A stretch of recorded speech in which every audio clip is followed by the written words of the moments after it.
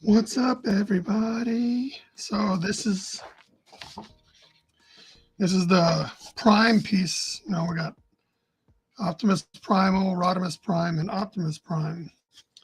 And again, it's printed on the back of the paper in reverse of how I want it to be. So this was the layout I did earlier today, the digital layout I did on the computer, kind of get everything where I need it to be, and kind of sure up how I wanted to do this face, how I figured it would do. And I'm going to have to, based on how complex I've made this, I'm going to have to kind of increase the detail on these two, like add more little intricacies to make them feel like they all belong together. Because these two look like cartoon primes, and then he looks like maybe like a CG prime. So I got to, part of what I'm going to be doing will be trying to make everybody look like they match. So that's what we're doing here. Join us, won't you? So today, like as far as I think I'm going to get today is I'm going to start with Optimus Primal. And then once we get him, I don't know that I can finish him today. Probably not. But we'll start on the face. And then from here, we'll go to him, to Rodimus, and then we'll go to Optimus last. So that's where we are.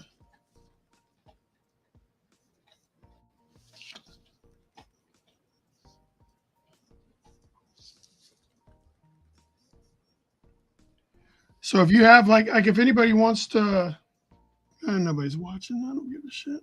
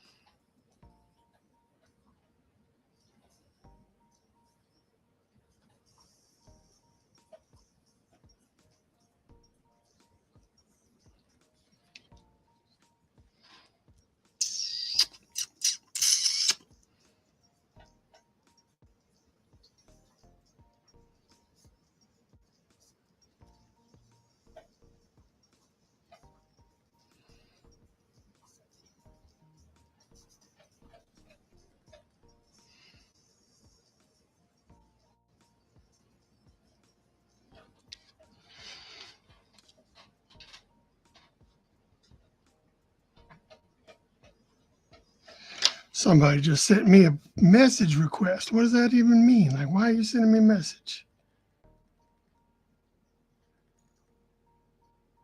Do you know where I can order blank sketch covers from? That's not my fucking problem, man. I should just reply, yes, I do. And then just like leave it at that.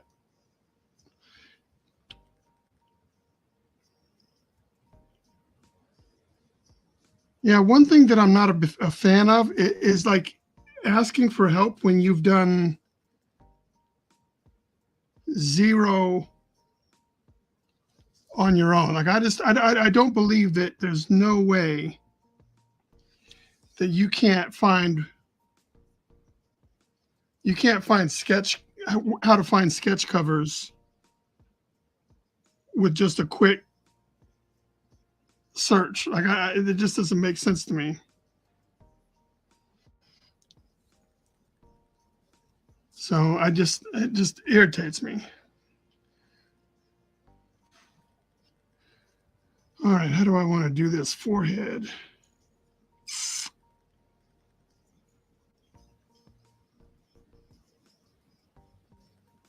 I think what we'll do is we'll do like this cutout.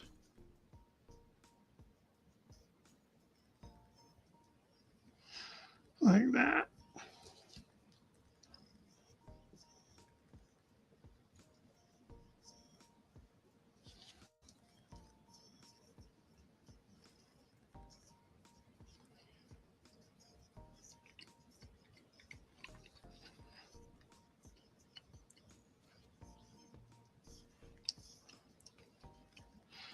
So I don't know what exactly I want to do, but I have to shit or get off the pot because I can't sit here all night figuring out like what I want to do.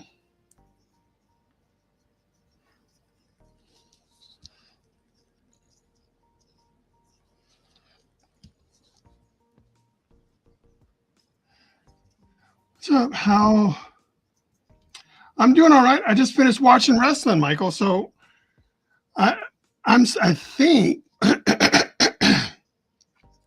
I think I'm supposed to have the grandkids tomorrow. So I don't know that I'll be able to get any time in on this. So I just wanted to see if I could. I don't really draw Transformers much because they require a lot of symmetry and they require a lot of straight lines. And that's, for me, that's not a strong suit of mine. So I generally steer away from. But I think that, with the new Transformers movie, I was watching AEW. I don't think the only thing I watch that's WWE is maybe their pay-per-views. And even then, it's really just having them on in the background while I'm doing something else. Yeah, I don't do Transformers that much.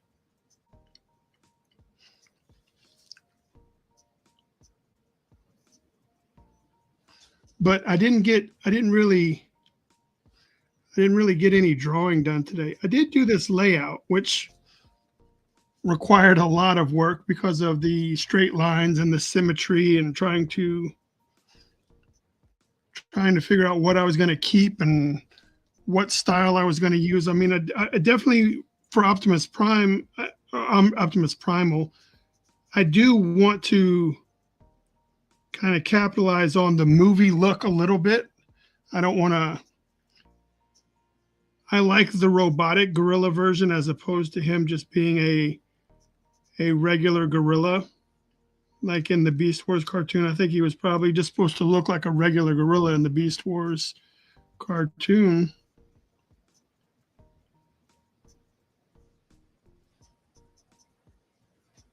So I like the idea of him being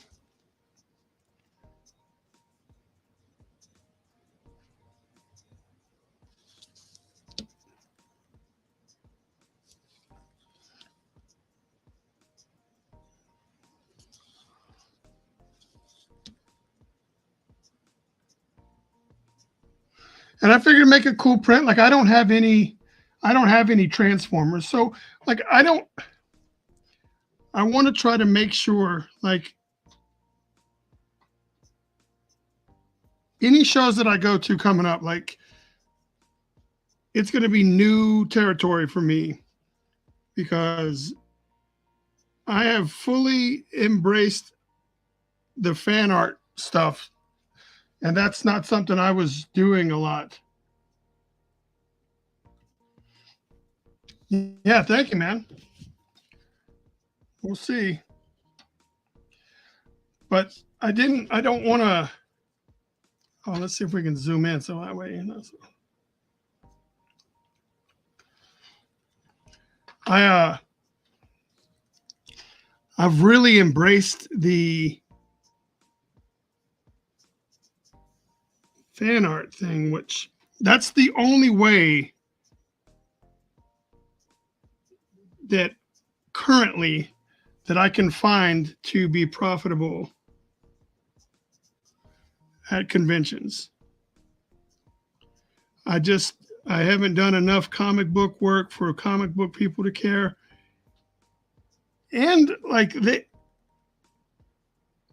unless you're working on a Marvel, DC, Ninja Turtles, Power Rangers, some sort of unless you're working on like one of those IPs, most of the time you go to the show that no one cares. No one really cares about the recount. No one cares about Metal Shark Bro. Generally speaking, of course, there's people that do care.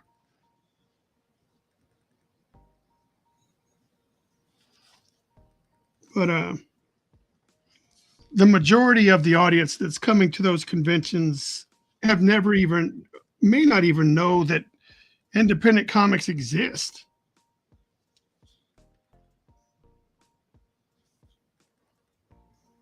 I don't think that like, they may not even know that anything besides Iron Man and the Flash and Batman.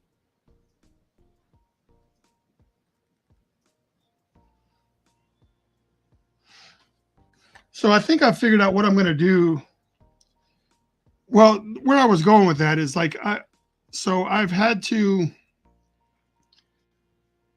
abandon my I'm not going to be fan art guy philosophy,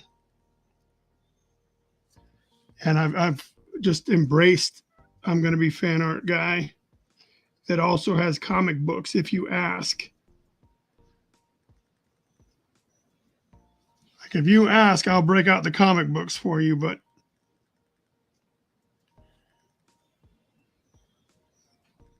like normally they occupied a lot of space at my table, and like that's what I was pushing. And I always had like 9 pieces of fan art, maybe 12 pieces of fan art, and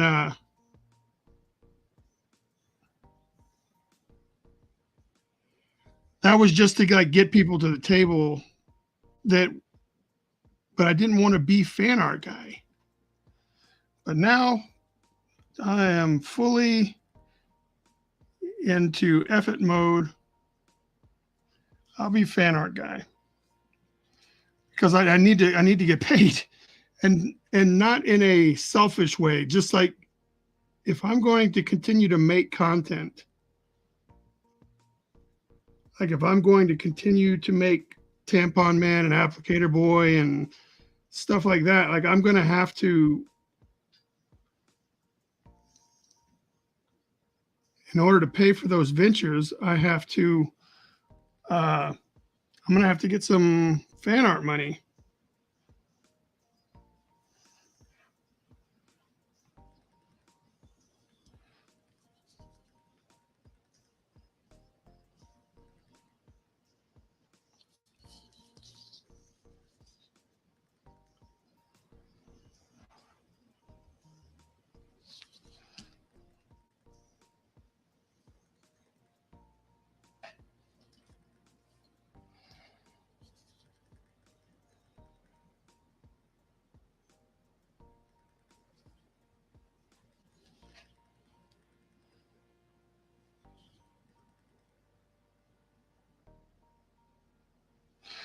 Yeah, most of this shit I just made up, by the way.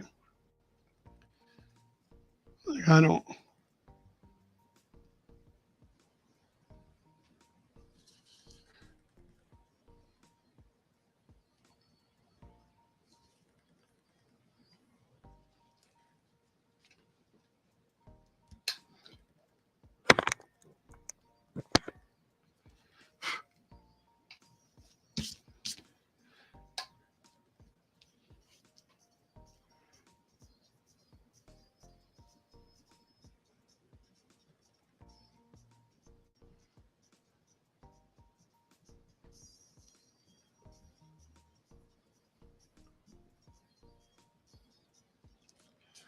Just kind of making it up as I go. Uh,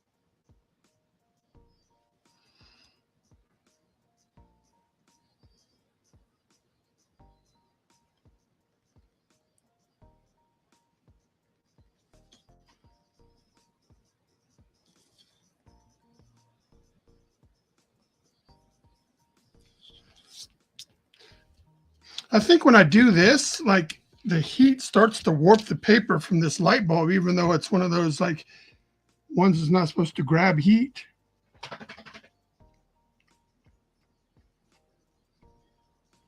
It was well received, but I don't think anybody like even ordered prints of it now that I have them available. And I don't know. There's no magic bullet. I don't, or if there is, I don't have it as to what the formula could be.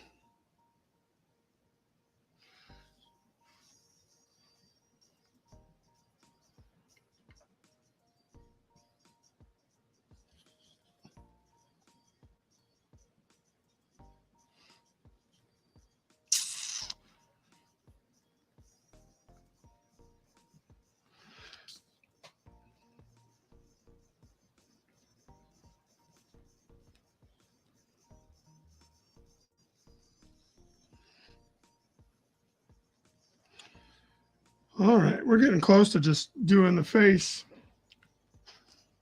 But thank you for that, Josh.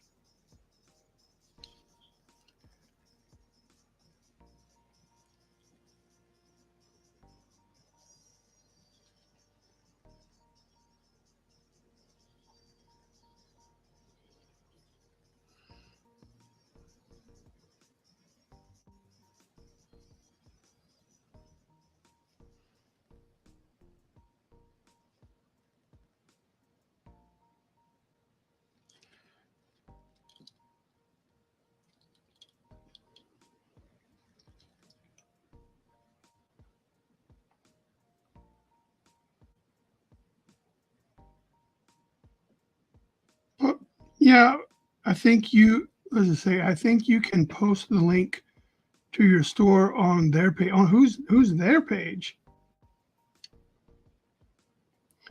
Magic bullet is luck. I mean, honestly, it's 50% skill, 50% luck, the right person or the right. Yes. Well, I guess what I'm doing is I am doing my best to ensure that if someone does end up looking at me, I have. Hey, what happened? Leave the. Come on, man. Stay away from the fucking plug, dog.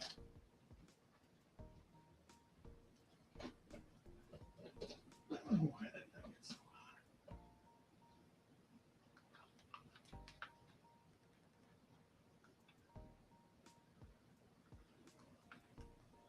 Can you just fucking lay down and go get your bone or something?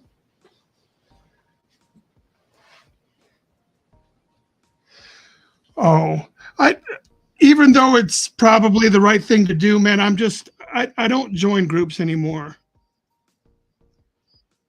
I get so many invites to join my comic group, join my toy trading group, join the, and I don't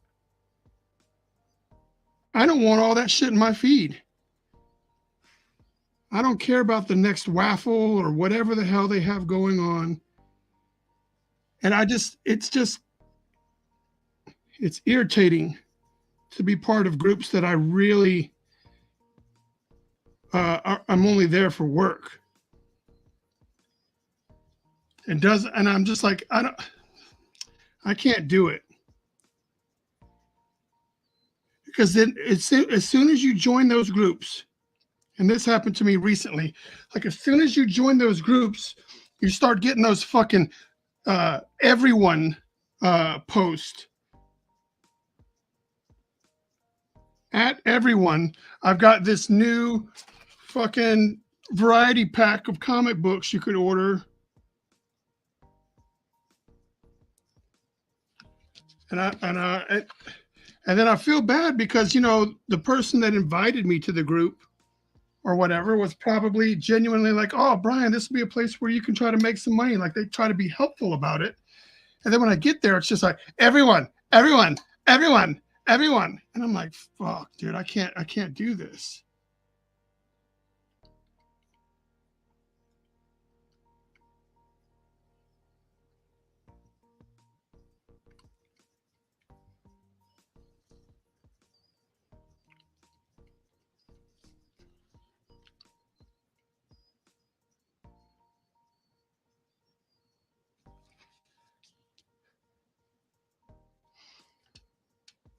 What's up, Rob? Will you join my group and complain about shit? What is that? And complain about people selling in groups. Yeah, and it's not like I don't support the people or I don't want to support the groups that I get invited to. It's just I I'm not I don't have anything else to like it's just not what I want to do. I'm not buying comics. I'm not buying toys.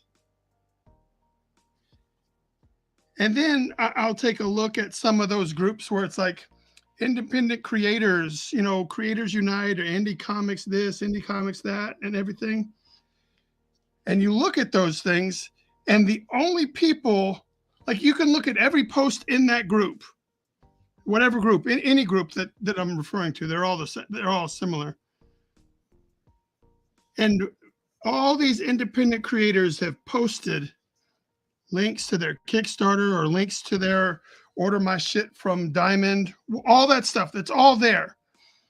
But nobody, like those posts don't have any interaction. There's no interaction on those posts inside of those groups that say that we're all here to support each other or whatever the thing is. And I just like I don't have time for that. Everyone just goes in there and posts their thing and then gets out. No one's even there to like look at the shit that people are selling. I usually, as soon as I get an everyone tag in a group, I'll just leave the group. I mean, I don't know why I'm in most of them anyway. Like out of just friendship and just like hey, you did me a favor, I'll join your group. And then when I get to the group, I'm like, God dang, man, can y'all just lay off that fucking add everyone button? So I've already established in my head that I'm going to have like the rim light coming off of this side here, but he'll be lit coming from this way. So my shadows for anything that pokes out will be on the back side here. And then we have to leave room for this cast light. And I think like, so his back is going to be like, each one is going to have their own rim lighting. I'm guessing from like a different light source. I don't know how I'm going to do it yet, but I am going to make sure that each one is rim lit to try to, so this guy will probably be rim lit right here to pull him off of Optimus. Like there'll be a real distinct lighting here, just like the lighting that's going to be here is going to pull him off of everybody else. And then we'll light him the other way. Like that's what I'm going into. Rim lighting sounds like a porno term. I'm not the one for that. You ready for this? Watch this. Boom. Now we zoomed out. I'm pretty sure that everyone is familiar with a rim jobby. Rim jobby. Or what's that guy that got pulled over like for driving a truck says I eat ass? Like that's awesome. Like I would do so much more stuff on Facebook if like my mom and my aunt and all those people didn't subscribe to my Facebook. I think it'd be hilarious to see some of the responses to the things that I find funny and I would like to endorse, but I also don't want to embarrass anybody. Like in private, I'll make all those eat ass jokes and all that stuff, but not in this environment. All right, so now I'm gonna start having fun. That's what we're here for, right? Have fun.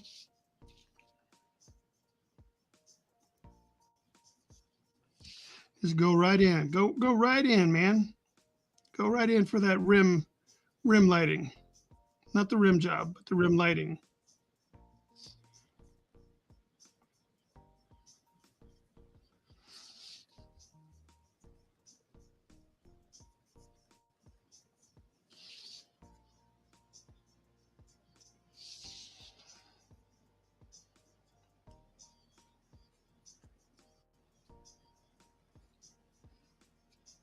Just some zigzaggy shit. Just do whatever you want, Bryan. Just make shit up. I mean, isn't that kind of like what the job is? Make shit up.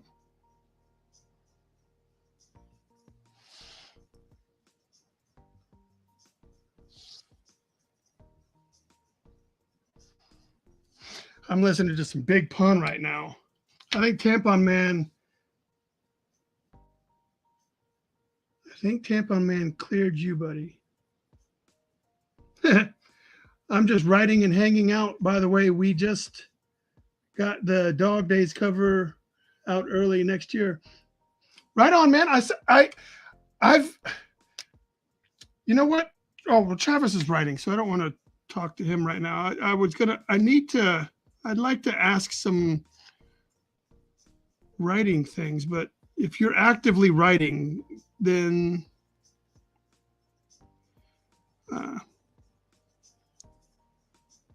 but congratulations on the Dog Days. And I mean, Travis is doing all kinds of stuff. Travis has like Judas pennies from Judas or some shit like that.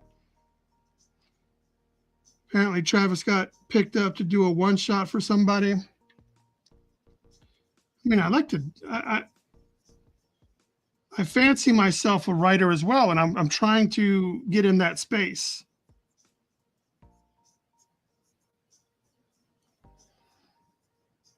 But we'll see. Oh, well, I'm not. No, I was going to send you this little fucking code. Where's this code at? Excuse me. It says copied. All right, cool.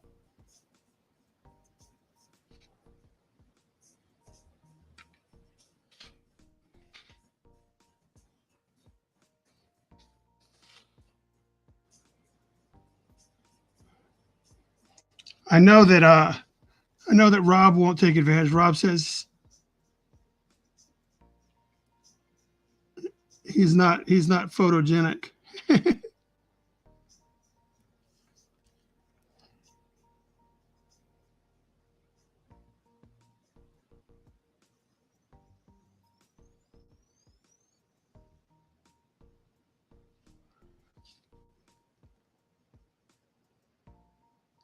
So the thing is, I'm getting all of this in here, and then I'm going to come back and clean it up. But the faster I get these big chunks in here, my mind starts processing a little better. Oh shit. My mind starts processing a little better. Things start to feel like they work better once I start seeing big chunks of black come in. I didn't get the code. It's in the chat. Can you not see it in the chat? Shit. See, I'm not logged into Facebook. This little Surface, I can't keep a whole bunch of shit running because the Surface just doesn't have the CPU to stream and do all the things. What's your name? Travis. So I don't keep Facebook open. Come on, dude. I don't keep Facebook open while I am streaming because I don't want the damn, oh, come on. I don't want to bog this crappy thing down. There. Now I sent it and I'm going to close it though. So I'm back. Well, no, it's all on Facebook too. Shit, I don't know. Like the code is the same. Oh, okay. Boom, let's see. Yo. All right, hold on 1 second, man. Let me figure out how I can. All right, do you mind being small? Is that okay? Or yeah, don't matter to me. Like I said, I'm reviewing a script that I wrote earlier today, so no problem. Now you wrote a whole script today. No. I wrote the last 8 pages of it. Of like a complete story, or like is this the one shot deal that you were talking about? No. This is I had written the other what would be 14 pages earlier, and I finished it today, the last 8 pages. So now, this is a book, no contest. This one, this sequel, we're doing a number 2. Is that independently published as well? Yeah, that's it's a local lawyer who does it. So he's a lawyer here in Brevard, and he does MMA fighting and a whole bunch of stuff. So he wanted to have a comic. He wants to do an issue 2, and then issue 3. I talked to him. What's up? I think I talked to that guy at Kingdom of Comics. I don't think so, because he's never been to Kingdom of Comics before they close. They're closing this month, if you don't know. Oh, really? That sucks. Are they going to online, or they just getting out of comics altogether? They're done. Oh, man, that sucks. Because they're a great store. Yeah, and they're cool people. Like, that has a lot to do with it for me. Like, you hate to see people that try to help other people fail at something. You know what I mean? Like, that's tough. Yeah. So my question. So here's where I am. The question, like and this may be just like because I'm a rookie, like I'm a novice at the whole thing, is I'm not sure I'm doing shit right. Okay. Like I don't know, man. I don't know if I'm like, did I incorporate enough shit? Do I need to have it in comic book script form to get approved? How do you, granted, I don't have a whole bunch of publishing credits. I've got one publishing writing credit, right? So how do you go about showing off or getting a publisher to buy in to your idea? Like, what do you have to show them? Like, because I've seen people that get paid, that like, they'll say, I have this idea, and then they'll say, so-and-so publisher picked up my script just based on my idea. Like, what else do they have? Well, they write what's called a pitch package. So a pitch packet's like, it's kind of like a short form story that tells you the beginning, middle, and end of everything that's going to happen in the story. So you're like, this is how it's going to go down. These are the big points. This is what it's about. This is the other thing that it's about, because most people need to write about 2 things, when you're writing long form. This is what everyone thinks is about, and this is what it's really about. Is that like a staple? Does it have to be like it doesn't have to, but in disguise? Most people do that because they, you want to sell someone on your premise. and then you're like, oh no, this is cooler than I thought, right? That's the thing. Like, let's take Jonathan. I know you're very familiar with the recount. It's sold on this botched election, we're going to kill everybody, but it's really about this person trying to take place in a corrupt government trying to survive. That's really what it's about. But it's under the disguise of this botched election. Everyone's going to be killed because of this thing, and there's deeper levels to it. Now, so the current script that I'm working on, when I pictured in my head, because I'm a movie guy. Sure. So I'm picturing this as a movie, but the movie isn't for everybody. Right. So I'm very familiar with writing the 3 arc. You got to introduce your characters, introduce the problem, and then they have the solution. That's the end of the movie, right, or the end of the story. Like that's the easiest way to go about it, right? But in independent stuff, like sometimes there's not always that. It's not the 3-act thing always. Like sometimes you're just along the ride to see what happens to Truman maybe not Truman Show, but smaller independent movies. Sometimes it's like just a day in the life of.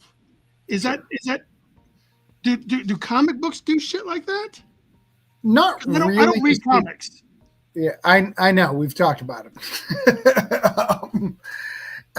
They do have stuff that do. They don't tend to sell well because people like what sells a comic is all these cool characters, right? All these cool like graphics and designs, No, I won't buy that. Right. Because you've got comics like Chew, and you've got comics like Chew is about a guy who's eating people. I know, but it's not all in the character design. Like that's an idea. You know what I mean? Like that's. But look at the Chew covers. They're selling the zombie aspect. Well, yeah. So you are buying it by the book cover, and then you're selling it on the rest of the stuff. But if you look at, any of the crime books are the lowest because it's just about people. You'll have an exception like a Strangers in Paradise, and things like that. But most average stories don't sell well. But that doesn't mean you shouldn't do them. Like between you and me, my plan next year is to write a comic book 100% being a slice of life, romantic comedy about Christmas so I can sell it to the Hallmark Channel. That's 100% my plan. Yeah, and for me, I think the ideas that I have in my head are really just cinematic because that's how my brain works. Sure. I'm a movie guy, and I just don't have the finances nor the skill set to put in motion to make independent films, right, or short films, or financed films. So the only way that I can think about even coming close, like with Tampon Man and Applicator Boy, that has really no business being a comic book. That's a cartoon all day. So but I don't have the means to put together a pilot episode of this cartoon. But what I can do is I can put together this comic book and then try to sell people on the vision of, now picture that, but with more money behind it, like shit like that. Yeah. I get it. It's not my cup of tea, but I get it. I totally get it. You mean you don't get the idea, or you don't get the product? No, that's just not my humor. Like that's the stuff I don't. No. But that's what I'm doing with this current story that I'm writing. Right. Like I picture it as one of those. Have you ever seen the movie Safety Not Guaranteed? Yeah. So that's really just a movie about, hey, is that guy really going to time travel or not? Like it's very indie, very slice of life kind of, let's just see what these weirdos got going on. But it does have the 3-act structure. It does have the, we're almost going to get it, and then it changes,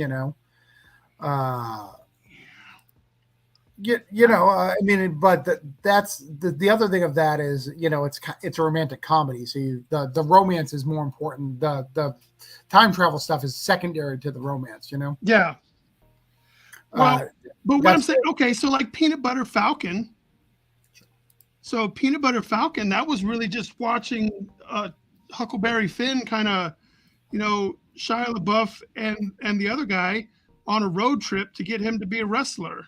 But Right, the but wrestling again, thing, it has a beginning, middle, and end to get him to where he needs to go. yeah. Well, I don't have an exact example for what Okay, for what for you're talking. what my Okay, fair thing enough, is, fair enough. but it's pretty much somebody coming to Earth to do like a Bill and Ted, like they're trying to do a story, like they're trying to Right, figure out what Earth is. right. So it's them here. So I've had to manufacture stakes to move things along. Like while I was writing, I had to introduce a like an FBI element, like that, just to apply pressure to keep the characters moving from point A to point B, so that we could move through the story. Because and I didn't go in there with that intent. Yeah, well, I mean, stories are going to tell you that. I am like you. I come from a film background, so if you ever read my stuff from the beginning and middle and end, I use the 5 act structure instead of the 3 act structure, but it's the same thing. I write things to film. In fact, to my deficit, because I'm not a James Cameron, right? When I think of film, I think of things that I could actually possibly afford to put together. Right? I've always done that too. People would be like, "Yeah, I was trying to write scripts and stuff, and I would never let my imagination go too wild, because I was like, I'll never be able to film this. I can't do CG. I need Right. to write a story that's about Tom working at a gas station, because I can probably find someone that works at a gas station, find a gas station to use." Right. Exactly. So when I write my scripts, I do that. Even things that are little are more theatrical, like a Voodoo Nations. Like I write it with, there's 3 sets. Here's the 3 sets. Like that's just the way my brain works. In fact, I wish it didn't, because I think it holds me back sometimes. But I also think it's strengths when I talk about adaptions, right? It's really easy to adapt my stuff if you needed to, because I think of budgets and stuff when I'm on the subconscious. So your wife looks at your stuff, right? Like that's your Yes, but go-to. my wife's edits are different than other people's edits. So my wife doesn't know about the story ahead of time unless I need help. She does strictly the editing things and then makes it better because she knows my voice. She knows where it needs my voice to come out Ah, instead of the characters. But I don't talk to her about plot elements per se all the time. I normally run that over with other writers. So we'll go over my plot points and go, hey, I'm struggling here. Do I need that? But honestly, I don't even do that as much as I should. I should actually do it more. and so how much do you ask your writing friends for their second set of eyes? Like, hey, or like, let's say I've got an idea, but I kind of need to spitball it to get it to where I think I can develop it more. Do you ask friends for that help, or? Yeah. I'll call David Byrne sometimes and I'll spitball an idea, or Chuck Pino, and I'll spitball a couple of ideas and just see if I need something, if I'm stuck. And so how much spit has to be on that spitball before they feel like they need to be credited for helping come up with the story? Like, you know what I mean? Well, Like, yeah, most of these people ask me for the similar stuff, so that doesn't come up very often, because we kind of, they've asked me as well, so we've kind of gone through it. So yeah, I don't know. I don't know. I don't know where that is. There's been a time where I was like, hey, maybe this guy should get credit. And then I talked to him and he was like, no, man, like you had the main concept. I just helped you get to this little thing.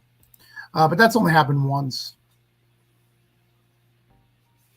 yeah, well, I find myself not, since I'm not a seasoned writer, like I Right. have a lot of second guessing of what I'm doing. Like, should the character do this here? Should this do here?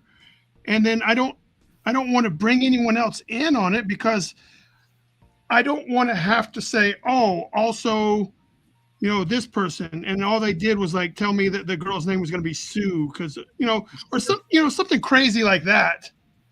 And I don't want to put myself in that position. Yeah. Those are tough. And you, the sad part is you get to make the call, right? like the no contest, for instance, he went in and he redid a lot of the dialogue so it sounds more like him than it sounds like me. Which is Who is fine. him? Daniel Martinez. He was the guy who hired me to write the comic, but he went in and changed the dialogue. So I ended up giving him scripting credit because I felt like you've changed so much of the dialogue. I want to give you the scripting credit, but it was just happened naturally over the process. Yeah. Well, okay. That's not quite the same, but I get. No. I get. I'm just understand. real life examples of when it comes up. All right. So let me ask you another question about editors. And I know that there's different levels of editors, like different editors provide different services. Yeah. Like when do you, not everybody, but when do you feel like you need to bring an editor on to your stories? Again, I tend to write them out. For me, I don't do the traditional editor. I don't talk through it stuff, but most people should bring it in pretty early. So once you've got the concept and once you started writing, you should bring an editor on to make sure if you need help to make sure it fits your vision. That's great. And what an editor, what their best part of their whole process is really explaining to you, hey man, you're missing the beat, right? You need this extra thing to get there, and you got to be careful because sometimes you'll get an editor who really, really wants you to be part of the whole process, to like help you elevate your stuff. And then some people just want to put their stamp on your shit, and those are tough though, because I've had those editors. Yeah, because I recently used an editor on a project, and like all they did was spell check my shit and say, all right, looks good. And I brought them on at the earliest I could, like it's at inception. And I let them be a part of the Google Drive that all of my stuff was going into so that they could look at it and offer stuff. And I just never heard back. And then I was like, dude, well, I'm fucking done now. And can you fucking help me? Like, you're an editor. Like, I've seen your name on a lot of stuff. And they just like proofread and then like, all right, that looks good. And I was like, well, what the fuck, man? What a waste of fucking money. Like, I could have just ran this thing through anybody who can spell and saved myself a lot of money. And I was really, really, and I'm still upset. Yeah. Well, that's a conversation you got to have in the beginning. So I think that you may have made an assumption in that of like, hey, I need you to come along the whole process. I need you to actually make this book better, not just spelling and grammar. They charge more for that, but I think that it's a useful tool and it helps people get to where they need to go, especially when you come to endings, right? Endings need to land. If they don't land, you've lost everything, So I will always tend to talk my ending through to somebody to make sure that it makes sense and that it has the best impact. I think those things are important. Yeah. Well, I'm so like, how do you, fuck, man, I want to have an editor on this project that I'm working on now, but I don't want to have another shithead. Right. Well, I mean, aren't you friends with Jonathan and David Galliano? Why don't you ask them to talk through the story with you, and then you don't have to worry about that? Because I don't know. I don't know that it's ready. I don't want to. I always feel like I'm a burden to people, so I don't want to waste anyone's time. Right. Like I don't think anyone sees me as a writer, and maybe they're right. I don't know, but I'm going to write anyway, so fuck them. But I don't know, man. I want someone to help me with the story to make sure, like, to just keep me on track. Right. But I don't know. I don't know. I'm so frustrated because I really think that's something that's missing. That if I could just have that ironed out, like I need a buddy. Right. Like I need someone that has my interest at heart, and understands what I'm trying to do. Right. And also is probably familiar with writing, like has the ability to fucking know how to write would be a plus. Yeah, well, and it depends. If you don't even know, do you know what you want to do with this project? Like, I want this to be a film, so I'm writing it for a film to pitch to film studios, or I want it to be a comic, or is that even part of the process that you need? What is the best format to put this out? Oh, well, for right now, I'm writing it as a comic. The intent is to write it as a comic book, but have the story be like, I don't know enough people in movies to where I could try to sell a script. Sure. Although the formatting is very similar to Depending on the script writing you write, there is ones that are comics that don't translate very well. But me, like, if you look at my scripts, they translate really well to film because I've learned how to screenwrite, so I translated them. But there is a form of script writing that doesn't translate well to film. Well, I found that I also do something, and I've never really like looked at a lot of other people's writing, like, but I write, and when I write, if I need to give clear definition to the artist, like, hey, while you're drawing character A, think of, Jim Carrey in Truman Show when Right. you're thinking of this character, like their mannerisms and shit like that. Like, I will include that in my writing simply to help the artist. Like, I will describe scenes from other movies and things. Like, this is a wide shot and there's fucking mountains in the background. Think of this scene. Like, I incorporate stuff like that in my writing, and I don't think that that's required. But I was like, man, why would people not want their artists to have as much information as possible? Yeah, some people put like I'll put pictures if I need someone to get the perfect shot that I'm looking for. I'll grab the picture of the area of what I have in mind, or like when I'm writing Granite State Punk, like I'll show him exactly where in New Hampshire I am so he can get the lay of the land. And I'll even like Google Map visit with him and explain, how I feel walking down those streets and what it looks like. Because, I want him to capture, the book is about the state of New Hampshire. I need him to capture that as much as possible. Yeah, I get so. And how do you sit down and write, like, on a daily basis? Like, how do you, like, how can you make yourself, if you're stuck? Like, so the other day I was stuck with this thing. I couldn't figure out. I have my two main characters. One's an alien, one's not, right? So I need them to meet, but I didn't have a way that my main human character would have gone along with what the alien needs. Like, it just didn't make sense. Like, Right. and so I was hung up on that for like a day and a half. So I was like, should I be like writing? Like, should I just leave this blank and keep going?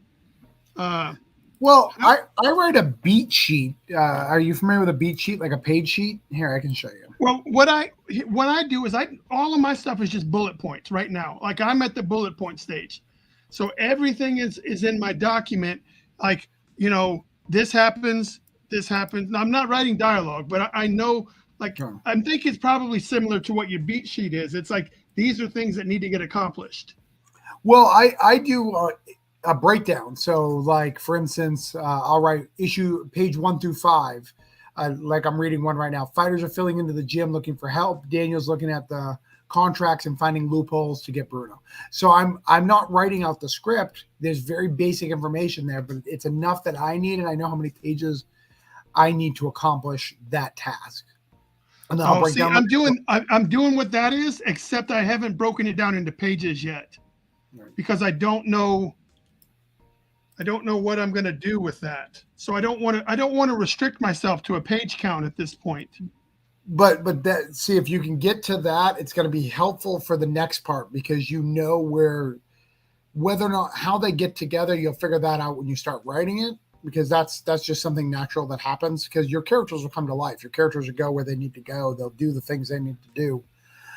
If you're writing a character right and you fall in love with, it's going to go off script. It's not going to go where you want it to go, and you've got to follow it a little bit. And then now and then you got to do, like you said, bring cops into put them back in line to where they need to go. But it's the more you allow those characters to grow, the better those characters are, because you're letting them make some choices in your stuff.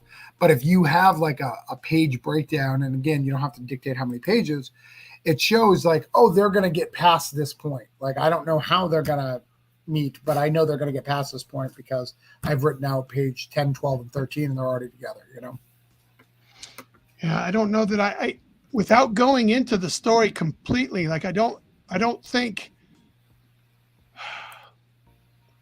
the whole story that I'm writing, they have to meet and they have to be teamed up and going through this adventure together. But my human character is in a state of mind that he doesn't want to fuck with anybody right now. Like he's borderline suicidal, right? Right. And this alien person is the nicest person in the world. And they meet, under what conditions could those two people meet and then go off and leave that spot together? And I couldn't come up with that for a day. I've got it now. Sure. But I couldn't come up with that for a day. And without that information, I prevented myself from writing past that, even though I knew kind of what the next couple of steps were going to be. Until that part makes sense, I couldn't type any more stuff. Mm. So when you run across something that you can't, let's just say that the bomb has to blow up the depot, right? Sure. But you're not sure how you're going to blow the depot up, because the depot blowing up is not a super huge part of your story. So do you just I'll figure that shit out when I write it? Yes, that's exactly. If it's not super important to the story, I'll figure it out when I need to get there, you know, because I'm sure there's a reason why the depot needs to explode. So I'll figure it out when I get a little closer to writing to that point. I just need to get to point A. The biggest thing about writing is just finishing, so you can go back in and fine tune it and make it better. So once you finish it, which is the hardest part, it becomes a lot easier. Like the script that I've been working on it for probably a month or so. And now that it's finished, it's super easy to script it out. I've added a couple more pages. I've been able to tighten up some stuff and get it. But I knew the point A and point B and where I needed to go, you know. Was your editor on board the whole time? No, my editor is not involved at all. It's my wife. She'll come in at the end, but I'm seasoned. You know, I went to film school, and when I was in film school, all I did was stay in the screenwriting class. In fact, most of the student films were written by me. Like, that's what I did. So for me, I've kind of gone through a lot of that writing stuff, so I don't need that as much. I do still ask for people, but it's more of a, hey, I think this is good. Do you think it's good? You know, writing, you know. Now, do you ask for other people's input? Let's say they're not your editor. Do you say, hey, David Byrne, look at my stuff and tell me what you think with your creative mind? And do they immediately, just because they're your friends, do they say that, oh, that's the greatest, you know, that's fucking awesome, you'll sell a gajillion copies? Or do they actually? Yeah, I don't talk to those people. I want people to tell me that I'm shit to make me better. Like those are the people who I get my stuff. I don't want people to sugarcoat me. I need people to get me better, because this is all I want to do. How long into your writing process do you wait before you show someone? Because if things are bad and it's a piece of shit, you don't want to wait till you're completely done writing it to have someone say, hey man, this is a fucking turd. So for me, I mean, they know my writing at this point. So I just kind of go over the story and tell them the beats. And if they like that, I don't worry about doing that. But I do have services that I pay for. So I'm part of the comic, what is it called?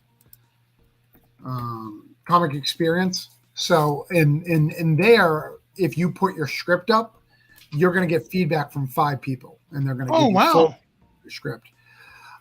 which is good, you know. So then you can get feedback, and and what's good about that specifically, Bryan, is you can look at that and you can ignore things that you don't like, except for if you notice that all 5 people have the same problem with something, you need to fix that because it's not landing, you know.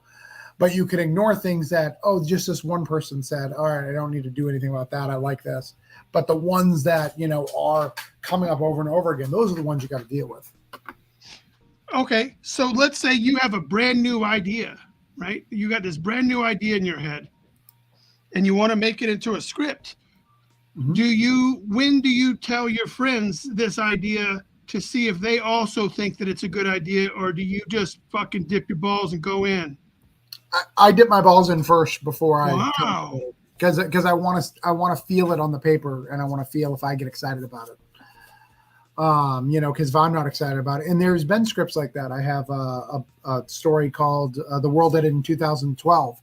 It's a great concept. It's basically the world ended in 2012. We're on an alternate reality, and we can prove it. And I do a lot of, I have a lot of like Matrix type stuff in it. It's a lot of fun, but I really don't want to write it. Like, it's a great concept, but I don't want to write it, you know? And So what are you going to do with it? I'll probably just let it sit until either I think of the missing piece or just won't write it, you know, that I'll figure it out. You wouldn't ask one of your writing buddies to write it for you? No, because that's because of, like, I like to, if I'm gonna come up with a concept, I'm gonna see it through the end. You know, that's just a thing. Me, I know some people do that. They'll like, even you know, you have this universe. Hey, write one of my characters. You know, that's cool. Like, it's not gonna stuff. That's just not the way I think. I wanna lay the foundation before I let other people play in my playground. Well, see, so I had an idea for a horror story that I wanted to do, and I pretty much mapped out all of the, what do you call it, the beat sheet. Yeah. I pretty much I had my beat sheet done, but when it came time to like do the actual like scripting, like make it for pages and shit like that, like my heart was no longer in it. Like, Right. and so I reached out to another guy and I was like, hey man, you know, would you write this for me? Like, I got the story pretty much down. Like, I would be, for me, I think that I struggle enough. I struggle with the confidence that it takes to actually like write the writing.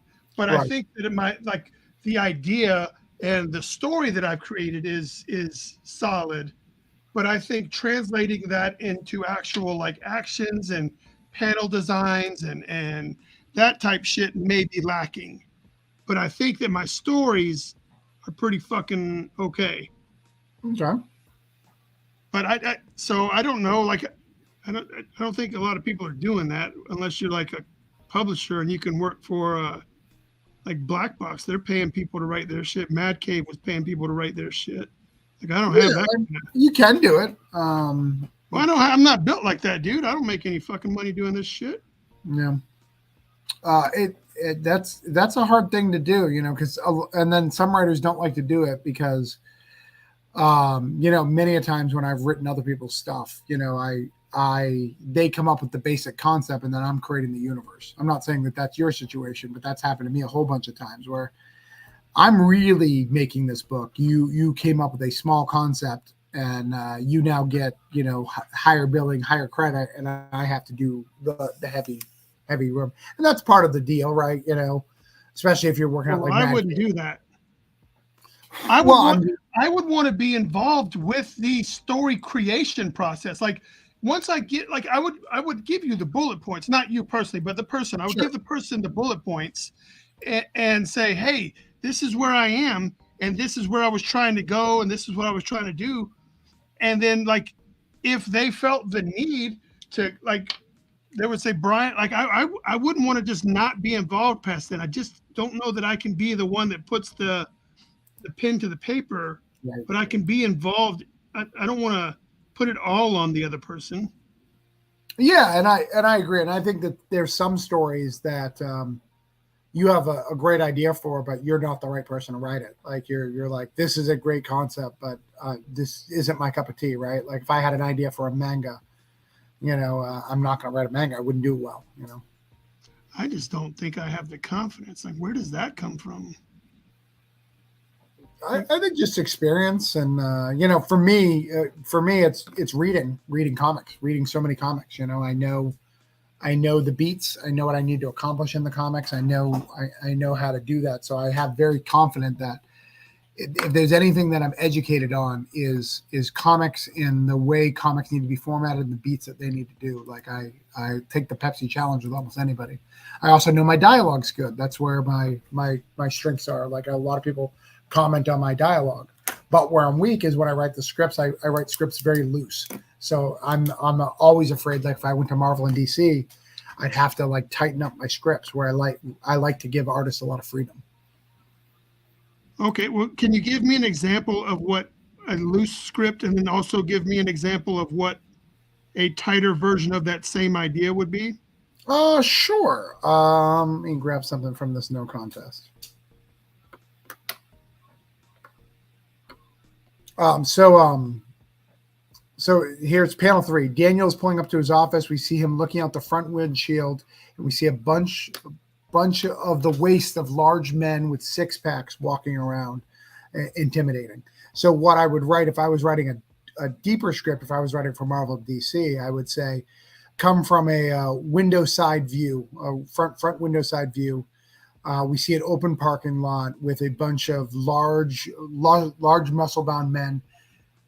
We don't see any of their faces, but we see how their size and demeanor as they come marching towards the skull of Daniel. Daniel feels the panic of these guys coming. I don't need to write any of that in this because I'm writing a loose script. But if I was writing for Marvel and DC, I would write a lot more detail.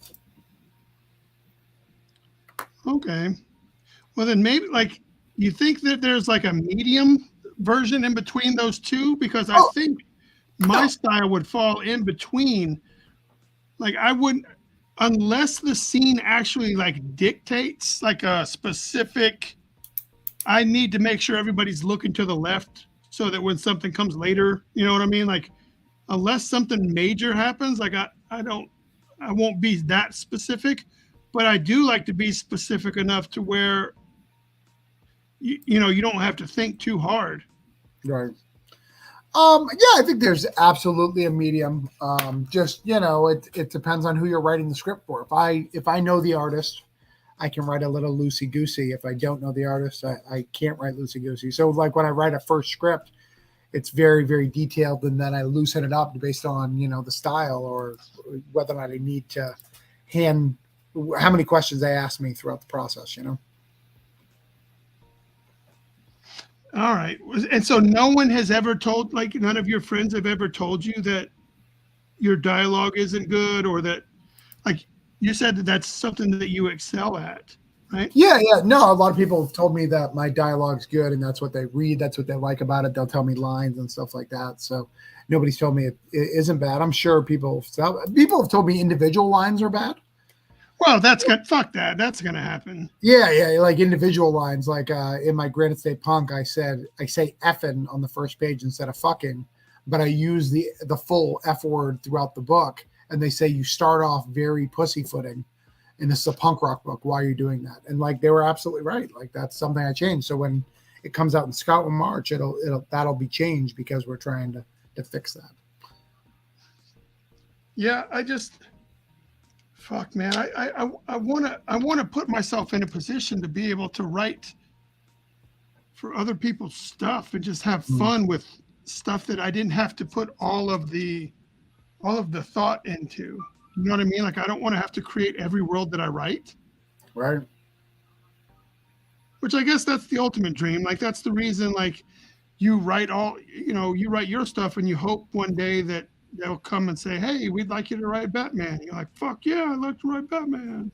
Right. Yeah. That's 100% my goal. So that's that's why I do the way I do it. That's why I do short miniseries, because I want to show that I can write in multiple genres, multiple styles, and they're all complete. They still feel like me, but they have their own thing, but I also think like, I'm allowed to make mistakes too at this point. Like I'm okay if my voice isn't 100% heard in all my books, right? I'm okay if I misfire if someone doesn't like one of my books. I try to ask them questions. Hey, why don't you like this book? Oh, okay, you don't like it for this reason. Okay, can I fix that or can I not? Depending on what the book is, it's all about growth and trying to get what you want, and trying to do the best you can. Like, you said like, oh, I got tons of feedback, and my story wasn't the one that was feedback when you talked about your stuff for Terraform. You did a post once. I was like, oh, okay.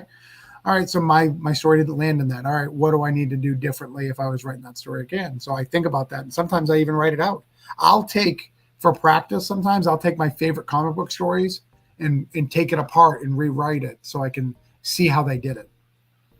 Oh, wow. Okay. So with that information, like, what do you feel would be your perfect mainstream character to write for?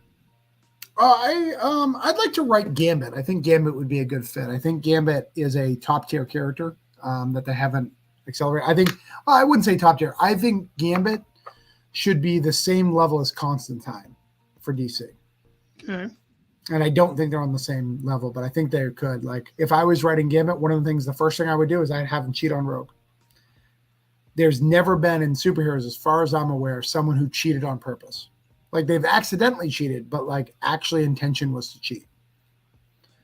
And if you've ever met, some people know friends who've cheated on their spouse or whatever, and they've cheated for all these reasons. Like, and we're like, oh, he's a good guy, but he did cheat, right? Like that's just life. And I would play with that. I think that would be interesting, and I think it would really fit for that character. So have you taken it upon yourself to ever like write beat sheets for, like, if you got called from Marvel tomorrow and they said, hey man, we like your work, we have these characters A, B, and C, probably not Gambit, Sure, because he's high profile and they're not going to give that to a rookie, right? So they have these characters. Do you have like ideas that you've set aside if you ever get that phone call? Like, do you have stuff like that?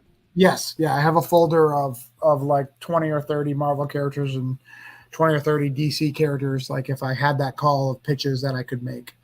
And they're kind of like one small paragraph things. I don't do it as much anymore. I probably should, because I'm just so busy. I'm writing. I mean, I have 5 scripts. In fact, I'm going to have to leave pretty soon because I really got to get some writing done. But I've got 5 scripts I've got to do, and I just signed another one this week that I've got to add to my thing. And that one's going to take a lot of research because it's a true crime. It's something that really happened. So I'm writing the story of a murder. I just don't have the time to do that anymore. And I have certain goals right now. Like, my goal is I want to be in Diamond every month for 2023. So I've got 7 months now, so I need to fill the rest. Now, do you, since the ultimate goal is to write Marvel and DC, like, just even if you just do it for 1 or 2 issues or whatever, like, yeah, that's my ultimate goal. Yeah. So why do you, or have you written a story that is like the Walmart version of one of their characters? Like, you know what I mean by that? Like, yeah, like a generic version of the. Yeah, like, it's obvious you wanted to write Superman when you made this or something like that. Yeah, because I don't want to do that. Why would I imitate when there's thousands of other stories I can write? But don't you think that would be like showing off your skill set to DC? Like, look at this awesome fucking graphic novel I created with. But that's not. But I look at the people they've hired in the last few years. That's not how they got there. They didn't write generic versions of something. They wrote unique stories, and then Marvel wanted to capture those unique stories. Marvel and DC, like, nobody wrote like a generic Superman and got in. They wrote their own thing, and they were like, "Oh, that's good enough. Let's give you a try at one of these characters." Because I think Marvel and DC are smart enough to know that everyone who's writing in comics, whether or not they admit it or not, has their story that they want to tell, right? And so they do that. So that's why I don't do that. I do have a superhero story that's coming up pretty soon. That's called "And They Walked Away," and it uses the archetypes of all these characters. So I have an archetype of Iron Man, an archetype of whatever, and tell them in a different way. kind of like The Boys. But I Yep. don't think that's the best way to do it. Even though I plan on doing it, I found a niche that they're not doing. Like everyone's doing these swear and vulgar versions. I want to show these broken people like how that life breaks them to a point of not even what they were once. Isn't that what shit show is? Shit, shit show's about being alcoholic and kind of recovering after the world is kind of doing. No, this is a little different. So I'll give you one. So there's an Iron Man. The Iron Man in this story can no longer go in the suit. He's not capable, but he has all this fame and fortune. So he starts capturing people from who are on death row, throwing them in the suits, and basically doing like a Saw with their Iron Man suit. So What? so he's doing like Saw, like in making them do good things, and if they don't, he kind of tortures them within the suit. Do it because he can't go in the suit anymore. All right. Is that anything like a shit show? Because I don't think it is. I don't think so. Like I knew that shit show followed them post superhero antics. Yeah, no, these guys are still superheroes. They're just they're at the end of their run. They won a big battle, and they're kind of like trying to figure out where they stand. And they've all suffered from that battle. You know, another one in that I want to write a Captain America story, but from a Trump supporter, and not as a negative Trump supporter. You know, everyone knows I'm very liberal, but I'd love to write someone as go like, I believe in all these ideals, but half the country hates me. What does that look like? How does that affect somebody like Captain America? You know. Go ahead, just join Hydra.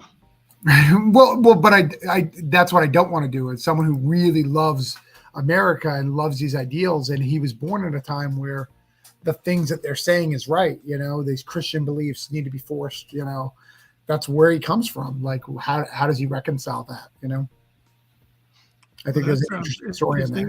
Now that's a superhero book, so that one doesn't sound like. Last I heard, like Scout doesn't do superheroes, right? So Yeah, that would be my own thing. Yeah, that would be a crowd-funded thing. I mean, Coins of Judas is a superhero book. But and that's Scout, or is that No, that's Band of Black Bards. Caravan? That's Band of Bards. Granite Skate Punk is my Scout book, and Black Caravan isn't part of it anymore. It's just Scout. Black Caravan is not part of Scout anymore. Is that what you're saying? Correct. Yep.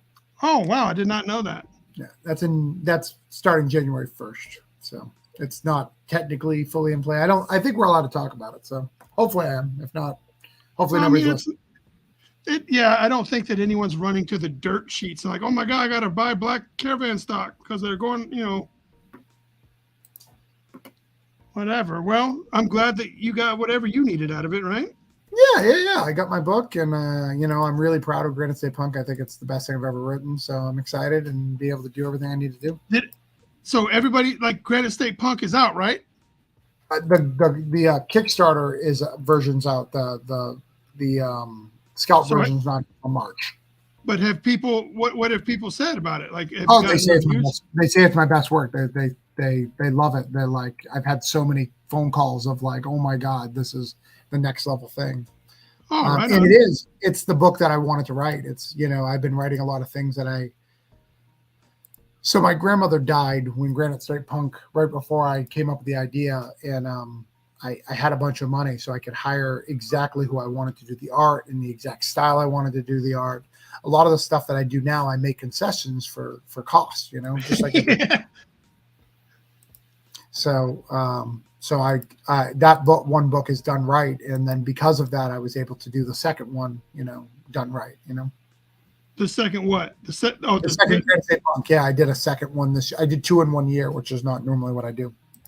Oh, those are one-shot stories, but kind of. Yeah, I'm going to do 4 one-shot stories is basically the way it's going to translate. And they'll come out every season for Scout. So they'll have one in the, winter, spring, summer, and fall. Right on. Well, that's pretty cool. It's going to be big. Did you, has Jonathan got you to play with that Dream Master character? I want to see you draw some of that.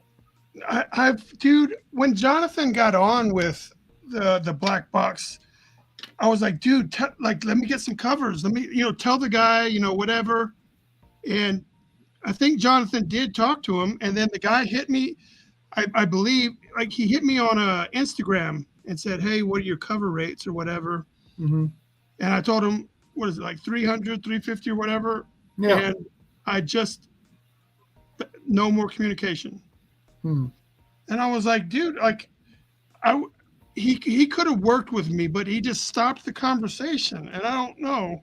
I'm sure Jonathan wouldn't mind me drawing the thing, do it like fan art, Yeah. but I can't draw fan art that no one besides Jonathan is gonna like.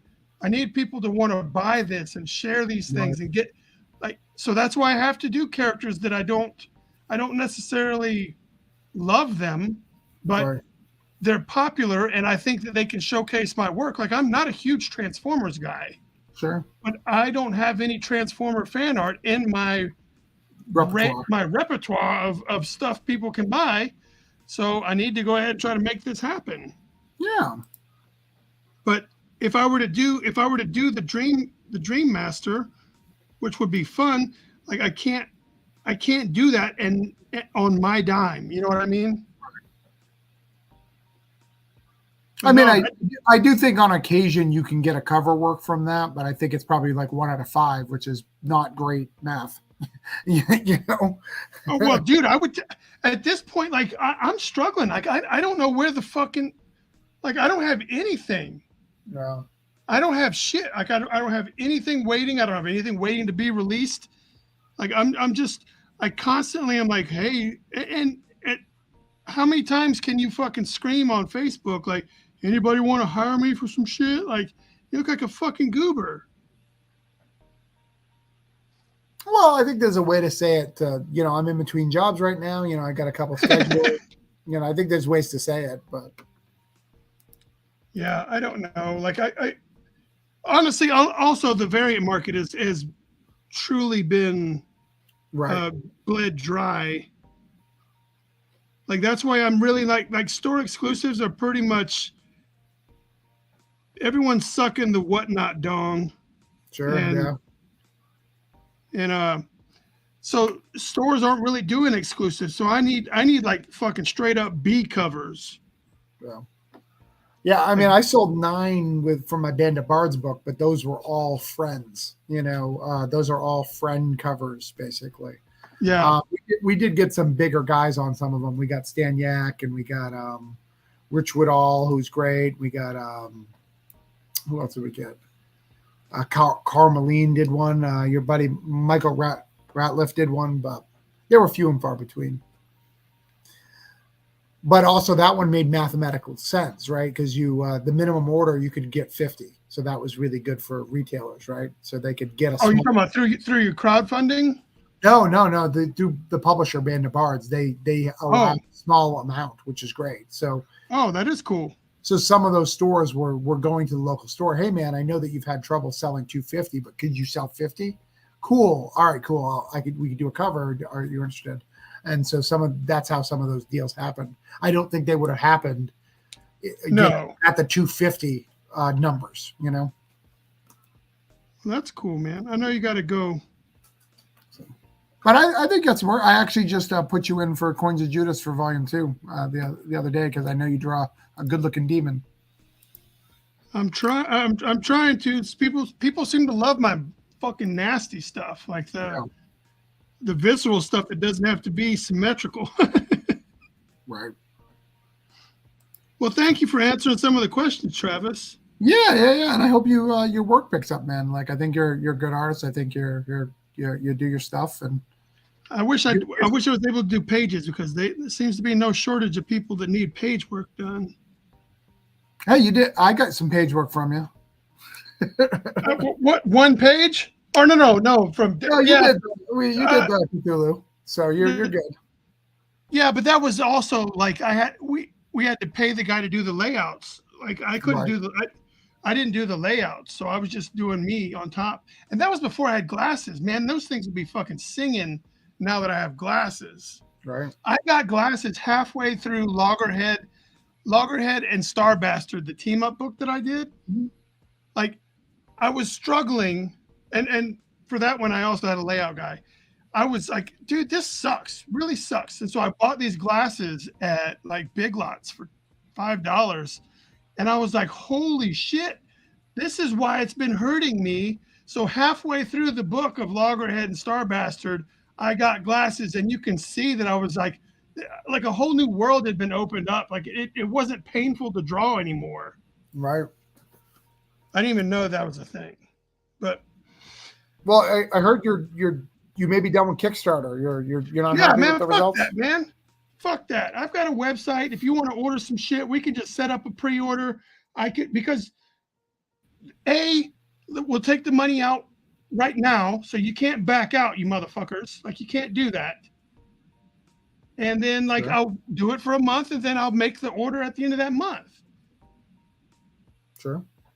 I don't do big Kickstarters. I don't do Cthulhu where like fucking 1 million people are backing these, and we're at backer 475.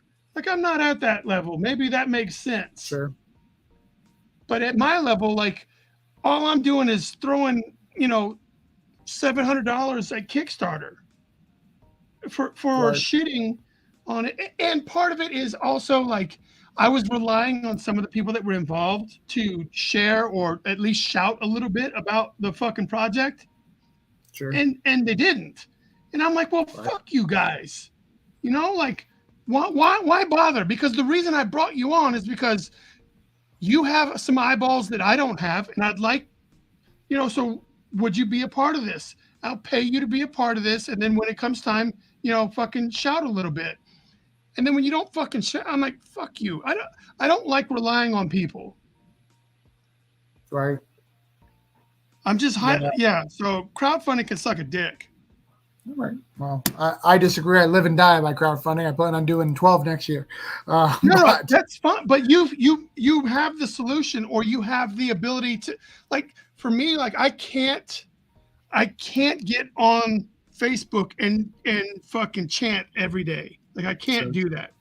I can't make myself do that. And there are people that can. Right. And well, it's a mystery too. Like, you look at Jonathan's success and how successful he is and all this stuff, and his Kickstarters aren't gangbusters. He does well, but they're not super gangbusters. It's a mystery how it kind of works sometimes. It's a complete mystery to me. Yeah, well, you've definitely got more figured out than I have, and I just don't have the resources to spend the time to figure it all out. Right. Like, I wish I could. Like, I fuck, man, it's painful and it hurts the whole time. It's nothing but like, and then when you have a Kickstarter, you can see who backs out. Sure. And you're like, motherfucker, I thought you were my boy. Like, and I get it. Things come up. I'm not mad at that. But if you and I are cool, then send me, like, I would expect you to say, hey, man, shit got bad. I'm sorry. I have to cancel my pledge. Right. And it's not like it's a $5, but it'll be like, $50, $60, $100. You're like, motherfucker, like, why? Like, explain that to me just so I can not have these evil thoughts running around in my head that you're just a turd. Right. But since Facebook or Kickstarter lets us see that, it's just like, it's painful. Yeah, no, I could see that. I could see that. And you don't have any more Kara Primes like that need to go out? I can't do any more Kara Prime. No one gives a shit about them. So I can't throw more money at it. Sure. Yeah. So I just, and that's part of the frustration for me, is that I don't know what I should be doing. I've tried a bunch of things, and I haven't caught traction with any of them, and they've all cost me a significant amount of money. Right. And the question for you, because you don't bring them to tables, so you don't see, right? So you don't know if. What do you mean? You don't print extras to bring it. Would you have Kara Prime? Oh yeah, I always do. I've got fucking 2 long boxes full of shit. How do they do at tables, or they just want sketches? Nobody cares. Okay. That's part of the reason I've got to beef up this fan art game, because I used to have my table. I'd have like Department of Truth covers and and all these fucking like hot books in the comic book community. They're hot books. Right. At these comic book conventions, it's not Superman, it's not Deadpool. I don't give a shit. Right. So my whole table is covered up. Oh, there's my stuff. Kara Prime takes this half of the table, and this half of the table is all professional shit I've worked on. And no one, like, I might as well just be like in a clown suit jumping around. Like, what the fuck, man? So the people that go to the shows don't care about those for me. Right. It may be different if all I was a writer and I didn't also have like the fan art behind me to distract you. Right. Like if my whole table was nothing but coins from Judas, people would walk up and say, "Hey, what is this coins from Judas thing you have?" Right. But my table looks like a bodega because you've got Kara Prime, you've got Department of Truth, you got all these different things all over the place, and then you got Spider-Man fan art. You're like, what the fuck do you do, guy? Like, so that's what that's my thing. Yeah.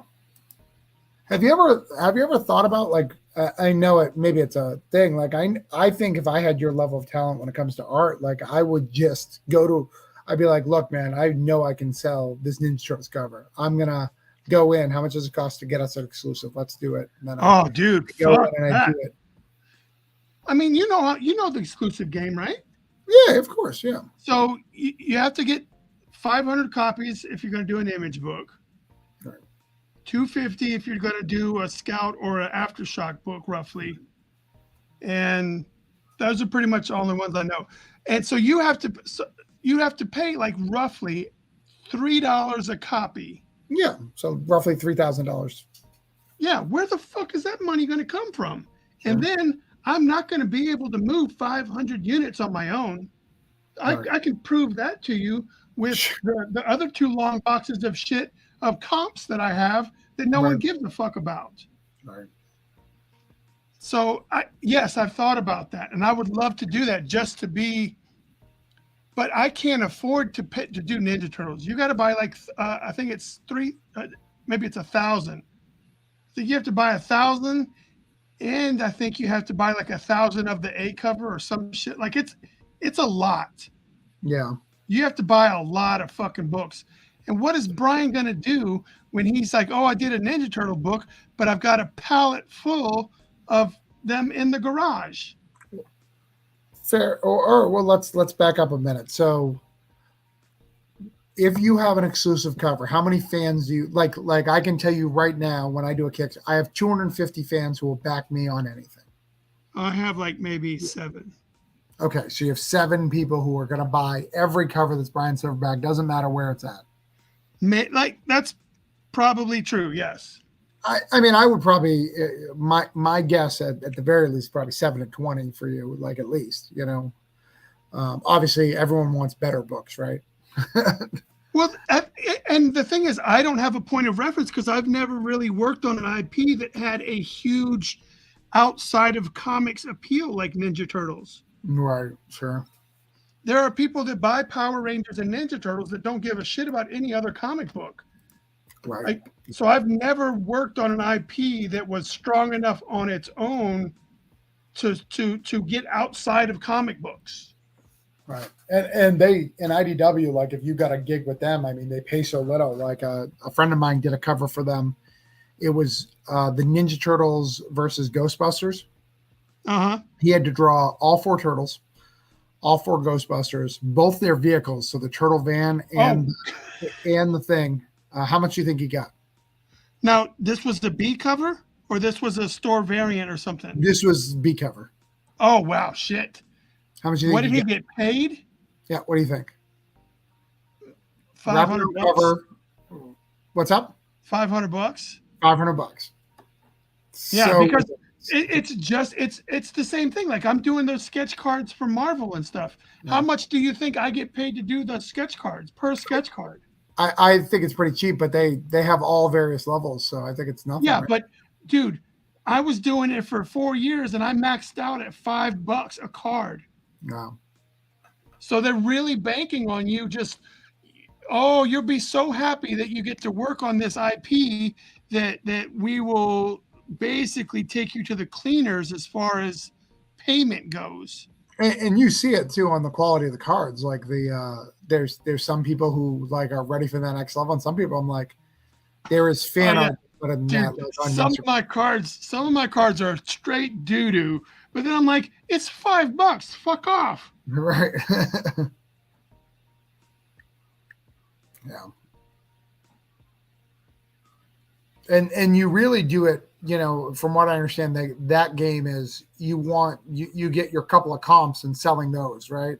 Yeah. So for every 10 that you draw for them, you get to keep one that you can sell however you like and for however much you like. Right. And of that 10, they're, you know, they pick the one that you get to sell. So it's not like you. No. You get to keep.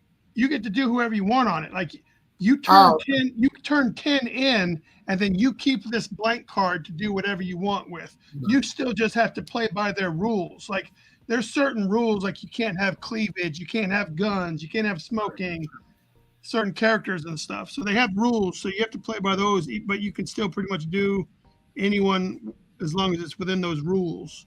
Right. Yeah, I have a friend of mine does it for Dynamite, and he likes it, but it's, you know, not he liked it more for the cred than for what the money he got, you know. Yeah, well, that's everybody. That's what they prey on. Yeah, they prey on your. Oh, you think you're going to be getting in the business? You think this is your fucking thing? Well, we're going to pay you with a couple of ears of corn, and you turn in this masterpiece. That's crazy. But those blank cards, they're not part of. Do they say? Is it part of the set? Like if you. So let's say I was collecting Bryan SilverbaX sketch cards, and you did 10. Will it say one of 10? No. So the ones that I turn in, they just say they're all one of ones. Yeah, right. Sure. So you won't know how many Bryan did. It'll just say Bryan drew this sketch card. This is a one of one original sketch card. Right. But the ones that we keep when you do Marvel cards, they have a marking on them for the artist one that gets to keep. So the ones I turn in don't have the marking, but the ones I get to keep and resell have that marking. And so collectors will see that mark and know that it came straight from the artist. Right. And does that make it worth more or no? It's even more rare. You figure a sketch card is one per 100 packs. Right. Well, now this is one per 1,000 packs, or one. Right. For the ratio is much more desirable. Right. And you can flip those for a couple $100 a piece, right? I assume. Sometimes you have to have the audience for it, and I never did have the audience for it, but I kept all my cards, and now I'm throwing them on eBay, and I'm getting like $400 or $500 sometimes. Nice. So I just throw them on. Like my people that follow me on Instagram and Facebook and stuff won't pay those kind of prices. That's ridiculous. Right. But if I throw them on eBay, those people are willing to pay. So the other day, someone was asking me, Bryan, I want to buy one of your APs. And I was like, dude, I know that you can't pay $400 for this card. But I know that if I put it on eBay, I could get, $250, $300 easy. Right. And I feel like a shithead asking you to pay those prices because I know that but I know that I need to get my money out of this card because that's what I got to pay my bills with. Because you got $5 a piece for the other ones. Yeah. Well, I don't want to cut myself. I've done a lot of cutting myself short simply because it's the right thing to do for a nice person or someone that I've gone without to make sure that others have. And it's just not I got to start figuring out a different line. Right.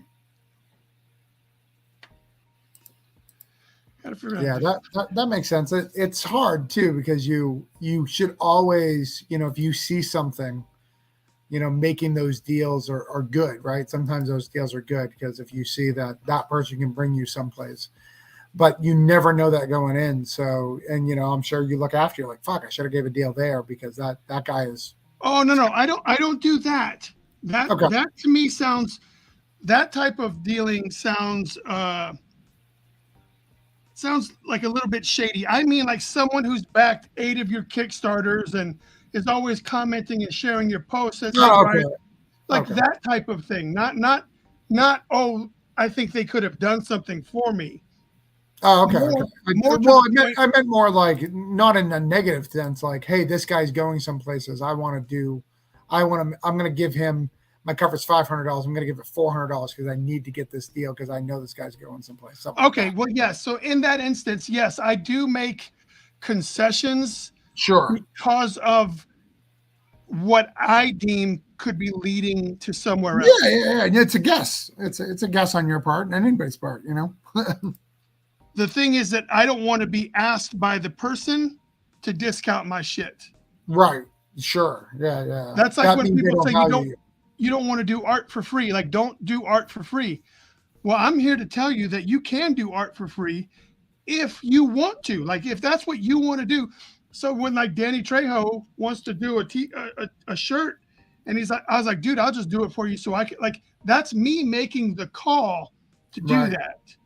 Yeah. But if Austin St. John says, hey man, I want you to do a shirt for me. I want you to make a print for me, but I want you to do it just because it'll be good exposure.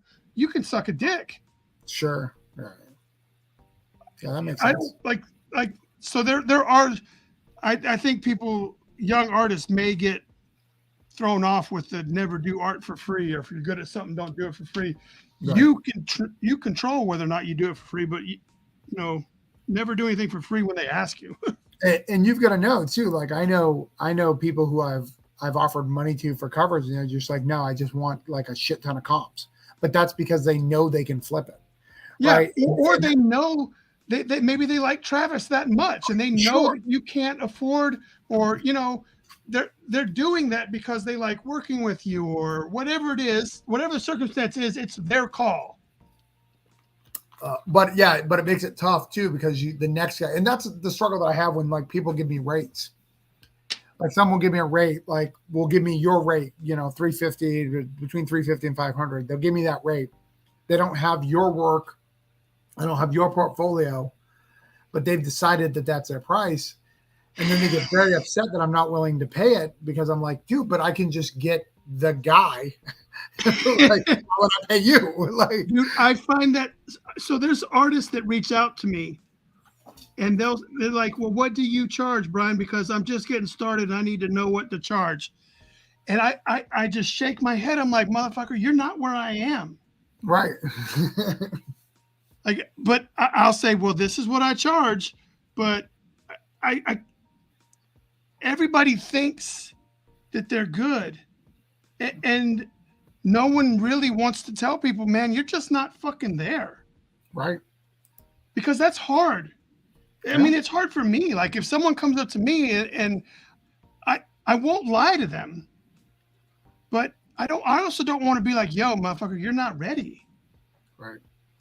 Because that's just I don't know, but there are people that approach me that have no business doing covers. There's people that are doing covers that have no business doing covers, and I'm just like, I don't understand. Like, artistically speaking, maybe they've got a pull in the music community or whatever else they're doing, but as far as like the artwork goes, like, I see that as not.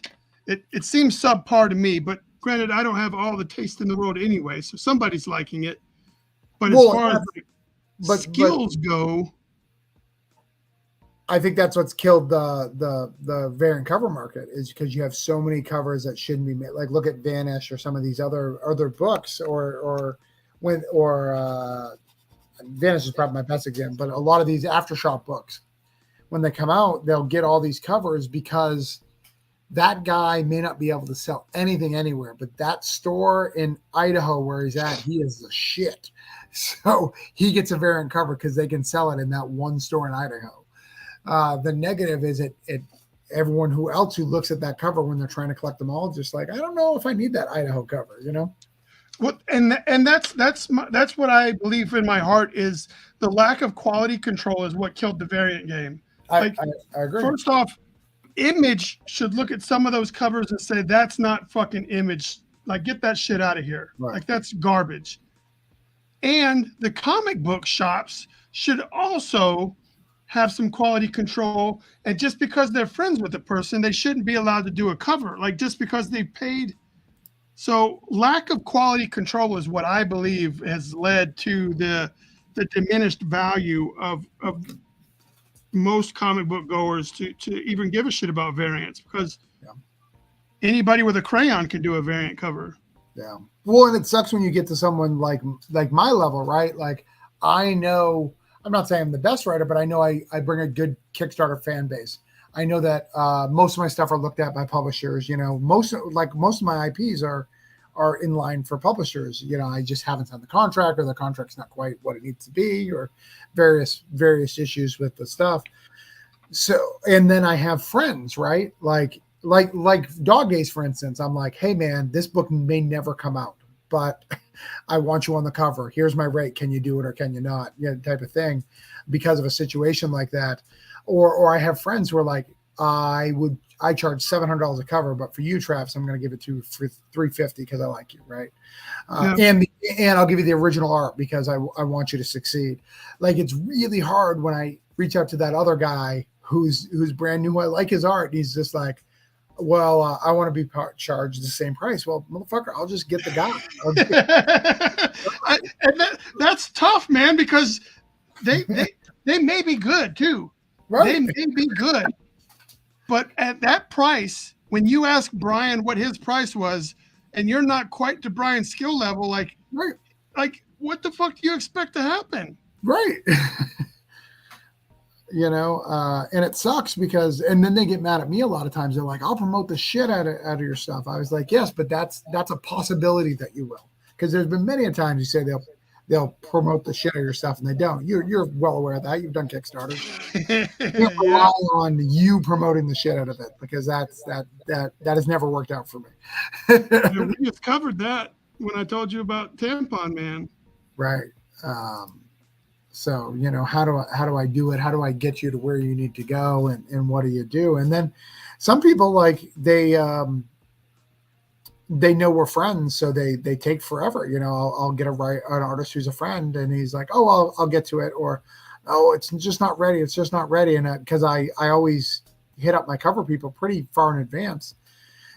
Even if I hit you up I don't need it for 3 months. If you wait till the last month to give it to me in the last 2 weeks, I'm probably never using you again. Made me fuck around. That's just bad business, right? You didn't think it was worth you making your time because you didn't think I needed it fast enough. Oh, hold on, Rob's coming in. Oh, let's see. Michael Ratliff says, "I'm raising my prices. I have no choice." Now, Rob is a super established cover artist whose shit is just like, you remember the Undertaker book, like from Chaos Comics? Yeah. This is the guy that did all those covers. Oh, cool. Chaos Comics wanted me to draw their pitch piece for the WWF for free, and I agreed to do it.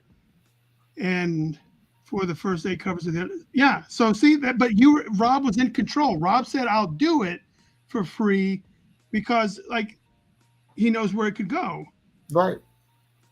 Yeah. So right on, Rob. And look, and Rob, it worked out. You know, you did Evil Ernie, you did all that cool shit. Yeah, I think you should absolutely take a risk if you believe in it, you know, and stuff like that. Like going back to Jonathan's Hendrick, if Jonathan wrote that character as good as that character looks and has designed that stuff, that book is gonna do some shit, because that book looks good as hell. Well, here's the thing. So if a retailer reached out to me right now and said, "Bryan, I want to do a Turtles cover with you, but I don't have the money," right, I would tell you that I would do it for free. Sure. Because that's how much I want to be on. Like, I would do the first one for free. Or if someone said, "Hey, do a Power Ranger book," something that I feel would help elevate and get more eyes on Bryan SilverbaX as an artist, like, I would make that concession. But I can't put that out there. Who wants a free fucking turtle cover? Right. I need someone that's gonna like that is almost willing to pay me, but I'll like, dude, I will do that shit for free. Right. But that's me making the choice. Like, if someone said, "Would you do it for free?" I'm like, all right, well, that's not the type of person I want to do business with if that's the first thing coming out of your fucking mouth. Right. Well, and you had that store that was doing a lot with you, and then they stopped doing variants altogether, right? But they went out of business. Like Oh wow. yeah, like they ended up like some of the covers I did, like people never got them and shit like that. Oh, Like it got dirty. oh no. So, and then people were hitting me up like, where I ordered these covers from those guys. Like, where are they? I'm like, fuck, dude, I don't know. Like, Talk to that guy. I felt bad, man. Golly, did I feel bad? I'm like, I don't have the ability to fucking do anything about that. Yeah, I was shocked. I loved your creep show, but I was shocked that nobody hired you for. There was so many Vanish #1 covers that nobody picked you up for one.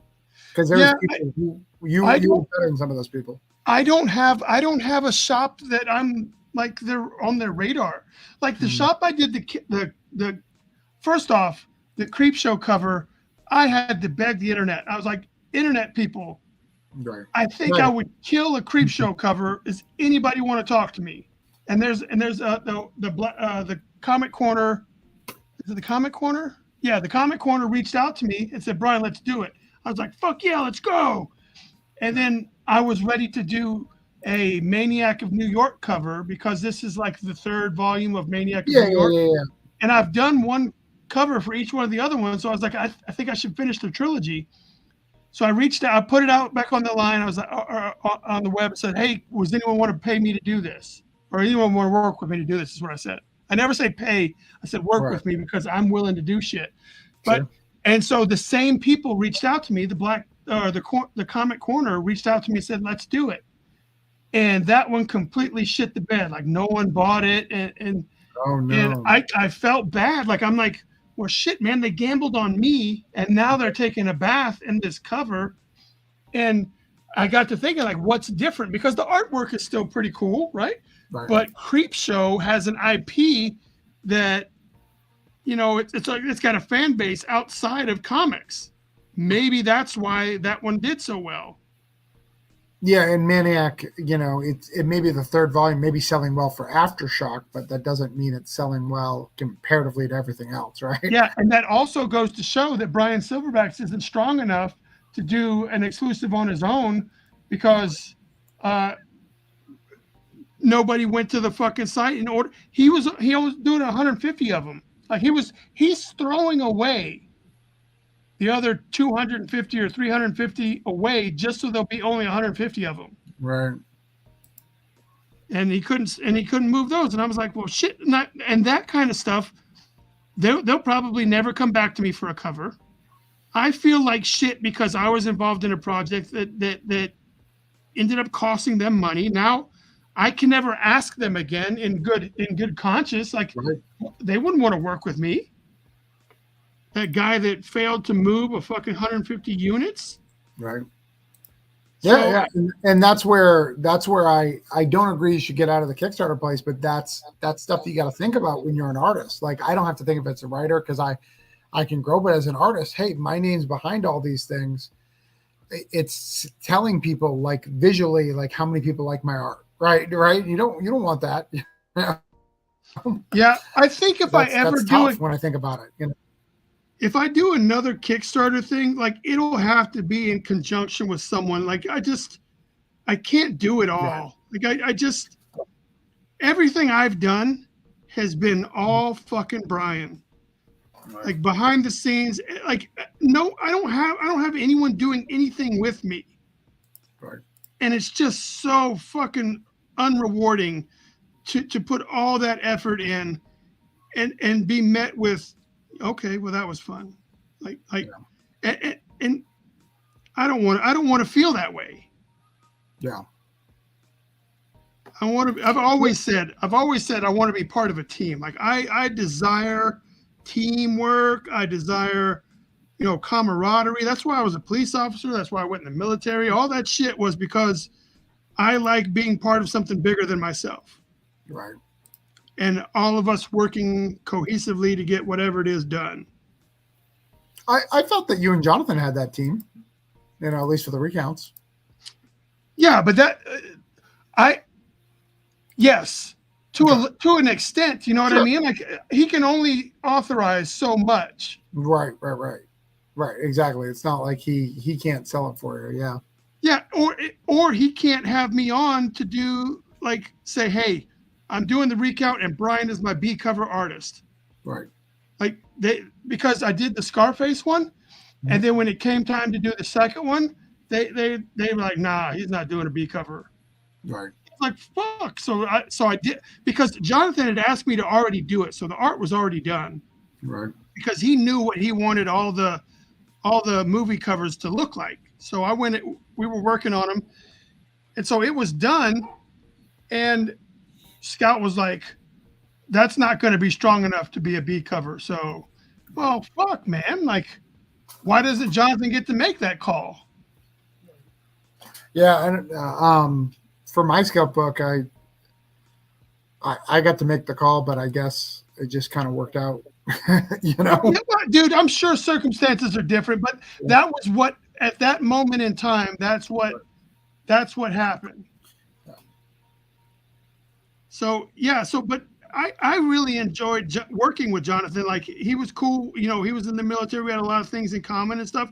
So it was fun, and you could, for me, like I had never had anyone that I could talk to or that was actually doing things. Everyone always talks about doing things, but he was fucking doing things. right. And he was willing to work with me to help me get my stuff out there. Right. Yeah, it's a give and take relationship. Yeah, absolutely.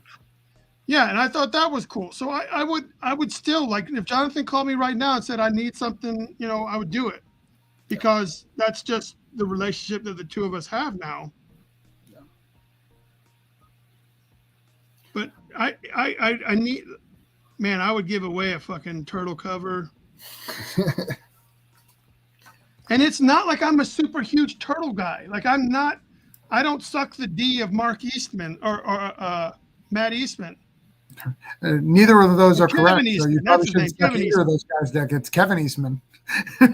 Yeah, Kevin Eastman. Like, so I'm not even like that much of a Ninja Turtle person, but I do think that I could do a decent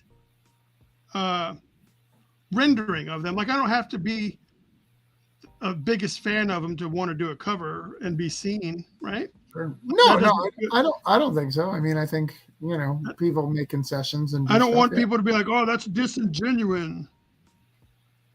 But I mean, I think that when I've seen your covers, that your horror or your beasts are your strong suit. Like if you can do demons or like creepy people or things in mass, those tend to be your strongest stuff. You know, you don't have the hottest females, right? You know, That's an understatement. so like it's not that your Yeah, I'm not females doing Vampirella books. right, exactly. So like let's play to your strengths, and that's one of them. But okay, so knowing that, like, where do I take that skill set? Like, where could I take monstery goodness? What mainstream book could I be on that would get eyeballs? Well, unfortunately, monsters are not like mainstream, so you'd want to hit like Vault, try to do Vault covers. The company Vault, they do mostly horror. Michael, I can tell you the story of how Ben Bishop was chosen as the artist, but that's a long story. And Ben Bishop is hopefully going to do my Granite State Punk cover for the collective. So hopefully, I'm excited. Isn't Ben Bishop like a badass, right? He's a badass. Yeah, he's so good. That's what I thought. Yeah, he's my number one pick. So because the collective said I could pick whoever I want, and that's who I want. And he's also from that area, the New Hampshire, New England area, because that's a staple for me. Like it's a New Hampshire book. Let's get someone from New Hampshire. Yeah, that makes sense. And it'll sell better in areas that he's in. No shit, like the hometown boys writing a hometown book or drawing a hometown book. Like, yeah, let's go. You know, in fact, actually, my first choice was Sean Murphy. Gordon Murphy. I actually got a meeting with him and like asked him, and he's like, "Dude, I would do it in a heartbeat, but I'm under license for DC." But he would do it, and he gave me a decent rate. And he's like, "If you can ever get me in between contracts, I'd love to do it." Because he's from New Hampshire. But Michael said I should put you on our coins. I already said I submitted him, and like I said, if I should have thought about Bryan beforehand because 50 covers is easy to flip, you know, because you can get because the deal for Band of Bards is it's $5 a copy 50 covers. That's not unreasonable for any store. It's No, very that's pretty cool. Like, and dude, and that's another thing. I really don't ask friends or acquaintances for work. Like, I don't. right. That's I don't want to come. Like, I think if somebody wants me, they know where to fucking find me. Sure. And if I go knocking on everybody's door, I'm the door-to-door salesman that no one wants at their door. Like, Well, I think there's a time to go, hey man, I just want to let you know I'm available. I think there's a difference between that, or hey, I think like if you like the Maniacs of New York, if you said, hey, I think I would kill on that cover. I see you have this IP. Please consider me when you're going for stuff. That would mean something to me from someone like you, because you don't do it all the time. You've never done it, right? So if you felt something was strong enough, like that's something I can kill it. I just think you need to pick the ones, right? You don't do it if you do it for every one of my IPs, I know you're just hunting, right? yeah. And that's not what I want to do, but I never want anyone to use me, Right, or work with me out of obligation, or, oh man, well, if I say no to Bryan, then he won't be my friend, or, he's putting me in a tight spot because he's not quite the right fit. Like, I never want anyone to use me because I right. bothered them to the point where they felt like they had to. Yeah. And I could see that getting out of control easily, like Right. I can see that happening. And like you said earlier, when I asked you how many people you think, you said you have like 7 fans. It's not like you're helping them, right? It's not like I'm not bringing a lot to the table. Like, I'm bringing you a nice cover, which is good, but I'm not bringing eyeballs yeah, for your my name, namesake yet. yeah, your art may sell covers, but your name doesn't sell covers. Those are 2 different things, and you haven't. Yeah, not yet. We're working on it though. So, because I love stuff. And Michael he's done a cover for me. He did a cover for my wife's book. It's pretty cool. Oh, why? I've used Michael twice. Like, I'm familiar. Yeah.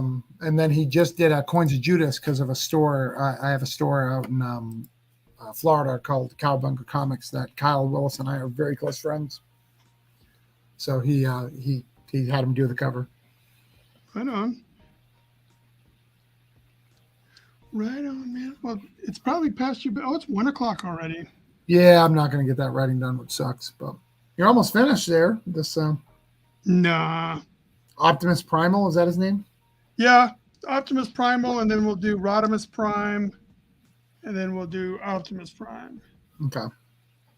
So that way, this will be the 3 primes. And they dropped that badass trailer for the Optimus Primal. Like, dude, that got me excited.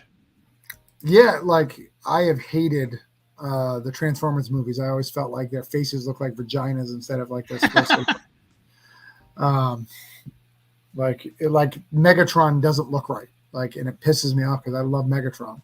Like, None of them really looked right. Yeah, I mean, Optimus was probably the closest. So. Well, they gave him a mouth. That was weird. Yeah, but when you did what was it, Bumblebee? They started trying to fix that problem. Dude, Bumblebee was. I was so excited when those design, like when I saw that, I was like, "Holy cow!" They're doing, and this Beast Wars is supposed to be in that Bumblebee universe. Yeah, like so it's supposed to be similar. I don't know if it's in the same time frame, but so all the character designs from that will be kind of where we're going with these. right. I liked the first Shia LaBeouf Transformers. Because I just like Shia LaBeouf for some reason. Although like when I was just on set for a thing, so Shia LaBeouf was he was working with us, and what a weird guy. I assume he's a weird guy, yeah. And the fact that he's relevant in something that you're doing a film with, I'm not sure if that says the caliber of movie you're doing or worse. No, it's dude. When people find out, like, oh well, I guess I can tell you because it was in the fucking thing. It's a Francis Ford Coppola movie. Oh yeah. I know I know what movie you're talking about. Yeah, that he's doing. Megalopolis. So it Um, was day one of the production. So it was the very first day that they shot anything. So I was there for day one and day two. my But um my wife wanted to come up to your area to do what was it called? The Righteous Gemstones just did a something oh out yeah, there. yeah, yeah. Dude, they're filming all kinds of shit here. I keep getting emails like to do well for background work though, and I'm trying Yeah. to not do background work anymore. But they're like all the DC shows they're filming here. Here, let me show just because Michael's watching before I go to bed. Let me show you. He hasn't seen his color of his cover. Oh, he didn't turn in colors? No, he just I didn't hire him for colors. I had somebody else do colors. So it is shared if you want to show it. Oh, okay. Oh You may shit, have to how do make, I? you may have to make me Oh, bigger again. yeah, I'm trying There to you go. there we go. Yeah, there it is. We're lighting up that lamp, but other than that, yep, that's a Ratcliffe original. Where we have a kids book coming out. Right on. That's the wife's book about the dog, right? No, this is a new thing. This is about cottage cheese, and it has a song and everything. It's Oh shit. Hold on. I made you go away. there you go. Sorry. Yep. But yeah, it's about cottage cheese. She wrote a song, whole thing. Like Cottage published, cheese. like spent money to do the thing, everything. Michael, awesome. Thank you. You're welcome. Cottage cheese. Yep. It's got a whole song. It's got a whole shebang to it. And who's publishing that one? We're gonna do it. We're gonna self-publish it. Oh, okay. Just because, Michael, I'll send it to you when do you want this version or you want to wait till it's actually done to get it?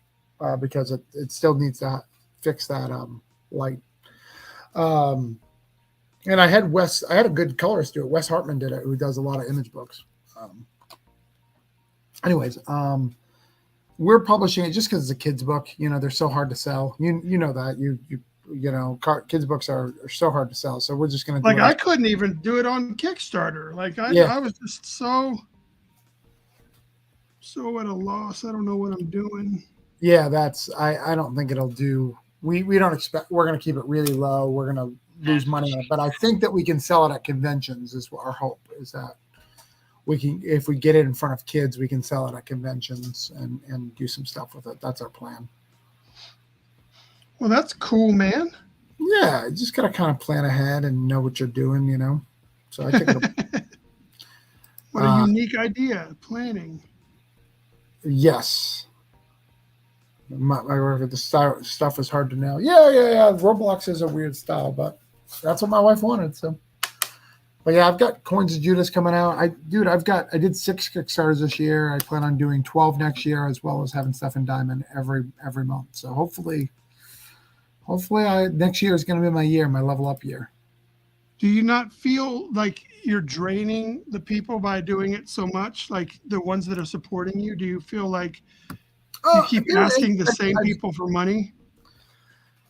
I mean, they're choosing whether or not to back. I do feel that, since the economy's gone to shit, like I'm getting less money. But I mean, my Kickstarters tend to be more and more money every time, Well, you can't.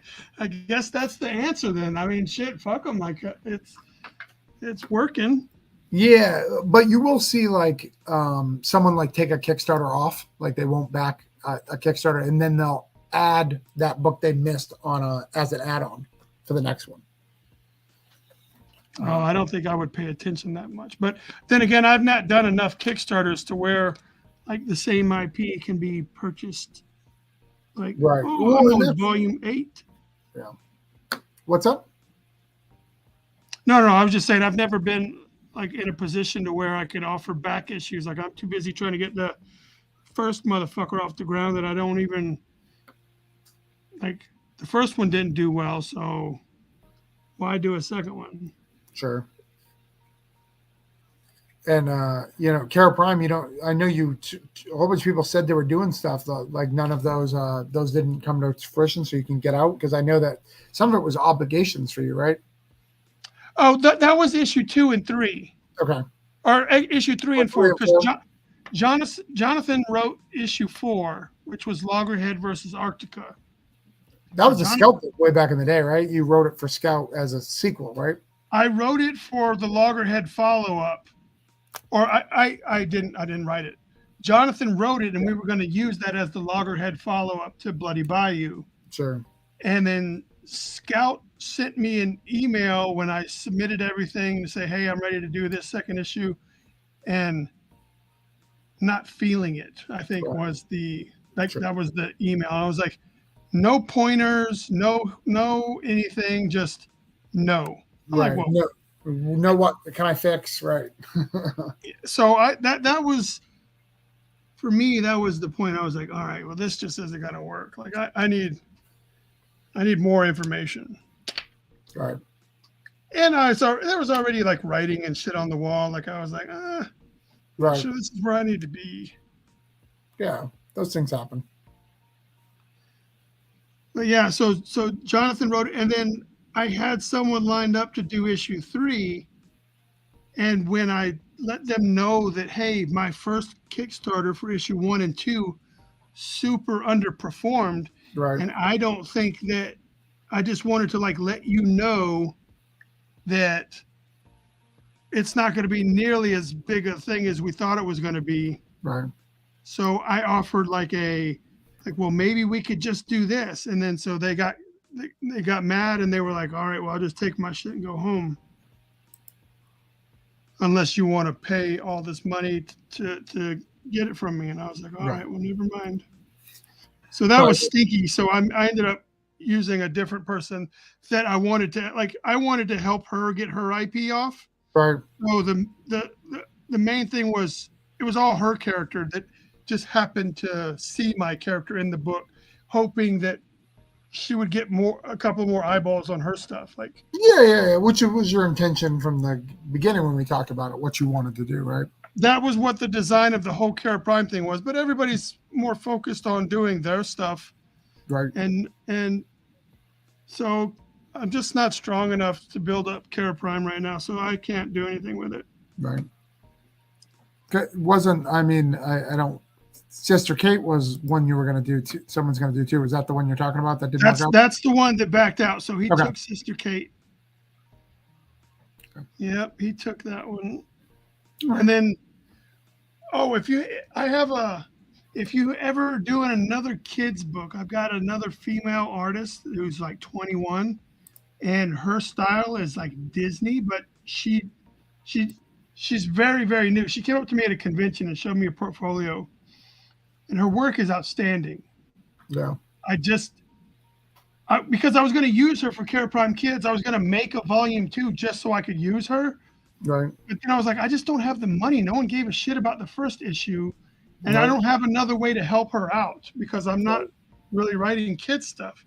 But if you're ever writing anything that has like a Disney wizards and cloaky kind of, like that kind of vibe, like that's what she draws, like Harry Potter style shit. Like, but it's in a Disney. Her shit is amazing, and it's just a matter of time. Like, more people need to see her stuff, because you would swear that it came straight from like a former Disney artist, man. It's amazing. Right. No, that's dope. And I want to just, I like people to succeed. So I just want to see if I can at all facilitate somebody seeing our stuff. Well, I mean, you know what I would do? I mean, I know that you want to be done, but I would maybe consider, with a low goal, do Tales from Kara Prime Volume 2, combining all those 4 issues. Oh, I was thinking about that. And then I was thinking about just putting it on like Amazon. Yeah, you could, but you could do like a $100 Kickstarter, because and just print on demand, what you need, But the positive Kickstarter, here's the positive Kickstarter. Every Kickstarter you have at least 50 plus backers.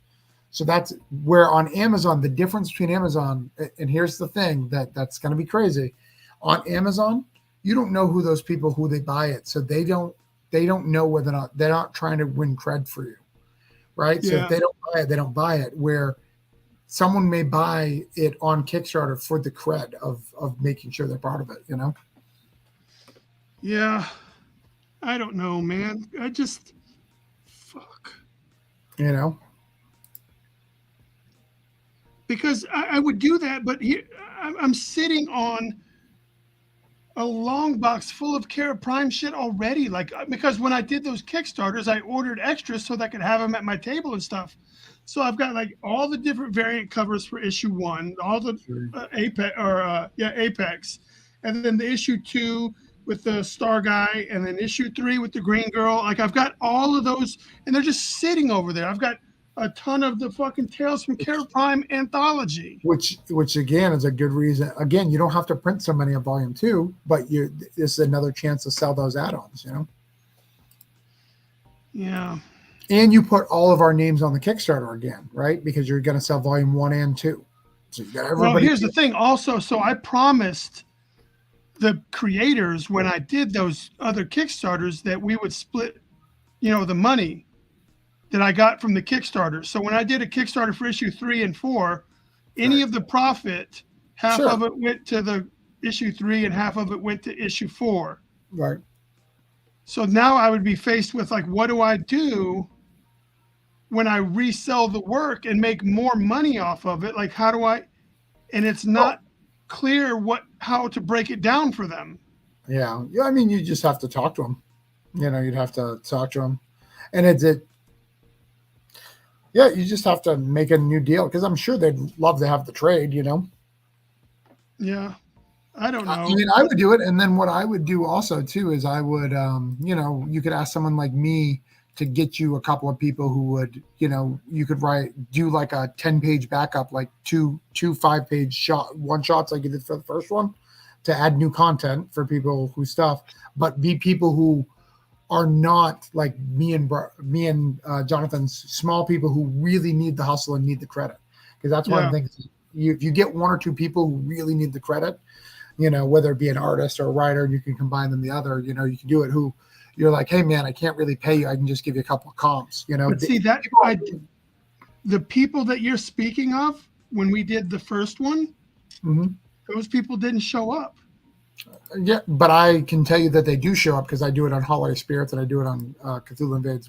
I'm talking about the creators that I brought on. You didn't pick the right creators. Oh well, yeah, that's very much could be true. But I can tell you a couple of people who are hungry, right? And they'll share it every time because they're hungry, And then a lot of them will love to put their name next to a Jonathan Hendrick, right? They would love to get their name next to them in a book, So I think there's something there. I mean, I would do it, and you're just doing them a favor. Hey, let's give it one more try to get you money, and I would do it later, and because it looks good on the shelf, volume 1 and 2, Yeah, but whose shelf is it on? I mean, at least 50 people. You have 50 people back every one of your Kickstarters, so 50 plus. Most of the time it's 70. So you're 71, 85, 108, 174. So you have at least 70 people who will back your Kickstarter. Even the Cara Kids was 50. That's why I said 50. But dude, that one was so close. God dang, like we were $150 away from like funding. But yeah, I mean, I could help pick a couple of people who I know would show up and sell, and you could probably get it for comps, their art, because they just need the credit to get to that next level, Well, who's going to write it? That's what I'm saying. Like, I could get you teams, not just writers. Oh, okay. And you'd have to give them comps instead, Yeah, I was so disappointed with that fiasco getting them printed last time. Yeah. That turned into a big shit show. But then here's the other thing. So you said Amazon, hey, I was thinking about just putting it on Amazon. Here's the positive thing. You could do that too, and just print the creator. You can print them from Amazon on the back end. Yeah. Just order them one at a time that you need, whatever you need, Yeah, there is that. 20. I just recently used Mix'em. I'm not sure if you're familiar with them. Yeah, I've used Mix'em. Mm-hmm. So that's who I'm doing Tampon Man with. This is my first time using Mix'em. I will tell you this: they will be late. They will not hit their deadline. It's better. It's okay. And the first ones came early because I ordered a batch of 50 and they got here before the estimated date. Mhm. And then I ordered, although I wasn't supposed to, like I went ahead and ordered all the rest of the Tampon Man stuff, even Right. though I haven't got the money from Kickstarter yet, Sure. I so that do I that. could get the books to people faster. Yeah. So they should be here next Friday. Yeah. So that's exciting. But I think you should do it because again, all the art's paid for, everything's done on these things to make a trade. So you've got it. I mean, and you're at like 100 pages, right? Everything was 20 something. Yeah, that's 48. It's about 80 pages. Yeah. Yeah. So And then, you and add, then if you include like all the variant covers, like you have little art in the back. yeah. And like I said, get one or two original stories in the back, but make them short, like 5 pages each, using Care Prime characters. Call it a day. But see, what I was wanting to do is I wanted to do a complete overhaul of the whole thing, but I need to get Loggerhead and Star Bastard. I Mhm. don't have the rights to that. Yeah. That's 5 years for that, I think, right? Yeah, but I think I talked to Andrew Clemson, who is the creator of Star Bastard. Mhm. Like, he's not sure when his contract ends. Mm. So I don't know, like, when his contract ends, could I publish it with his permission again? Like, I don't know how that works. Yeah. In 5 years, everything goes back to him if he doesn't renew. Yeah, so so I was kind of waiting on that because then I could drop that and then the first issue of Loggerhead and then combine that with the Apex and the. But what I would do, I would do volume 1, volume 2, and then I would have a Loggerhead one later and just do Loggerhead. You could do the 3 Loggerheads. Yeah. Then I appreciate the input. Like I wanted to do that, but I don't think I thought I may have drained the pond the first time. No, I think you're okay. Well, can you use Loggerhead? Because I know you got your rights back. No. Yeah. Loggerhead's all mine. Can you use that issue? Yeah. So But then the thing is, you go. I don't want. Here's the thing, Travis. Listen, what? I have a pallet of Loggerhead books in the garage. I understand that, but So I don't want to print it again. You're putting it in the trade to add more pages, to add more value. Yeah, but goddamn, what am I going to do with that pallet of fucking books in the garage? Yeah, but those sometimes there's older stuff, you know. But if you put that in a trade, that adds more value to it. Now it's a five issue trade. Now you're at 100 plus pages. Yeah, that would make that different because I mean maybe people didn't catch on to Loggerhead because it wasn't like a lot of people didn't realize that Loggerhead and Cara Prime were the same thing, like because they came out. And you could sell all those individuals as add-ons. All the variant covers that you have, all the extra copies you have, you could do it. I think you're sitting on a good idea. And again, it's not going to cost you any. The biggest thing about this, Bryan, is it doesn't cost you any more money. It's just combining it and printing what you stuff. Just keep it cheap, All right. Well, maybe I'll have to hire you to fucking put that together. Yeah, I think you could do it. I think if you keep it cheap, you'll be fine. The biggest thing is figuring out your stuff. And I know, Jonathan, you were friends, so that shouldn't be a problem. It's really that other girl because you wrote the other one, so you own the rights to that. Yeah. It's just, and I don't think she would have a problem being included either. Like she's cool. I could have lunch with her. She's here. I've had nachos with her before. So, and then like I said, add 10 pages to the back. I'll even do one for you. You can do 15 to 3 5-page stories. I'll do a 5-page, another 5-pager for you, and I'll find someone. Well, yeah. Well, I should probably do one too. Like how do I shake off the, oh, you're just an artist? Like, how do I get rid of that? Like, how do I get people to assume or even give me a chance to be a writer? I think you're in a tough spot because, a lot of people have told you, that first Loggerhead needed some work. Oh, yeah.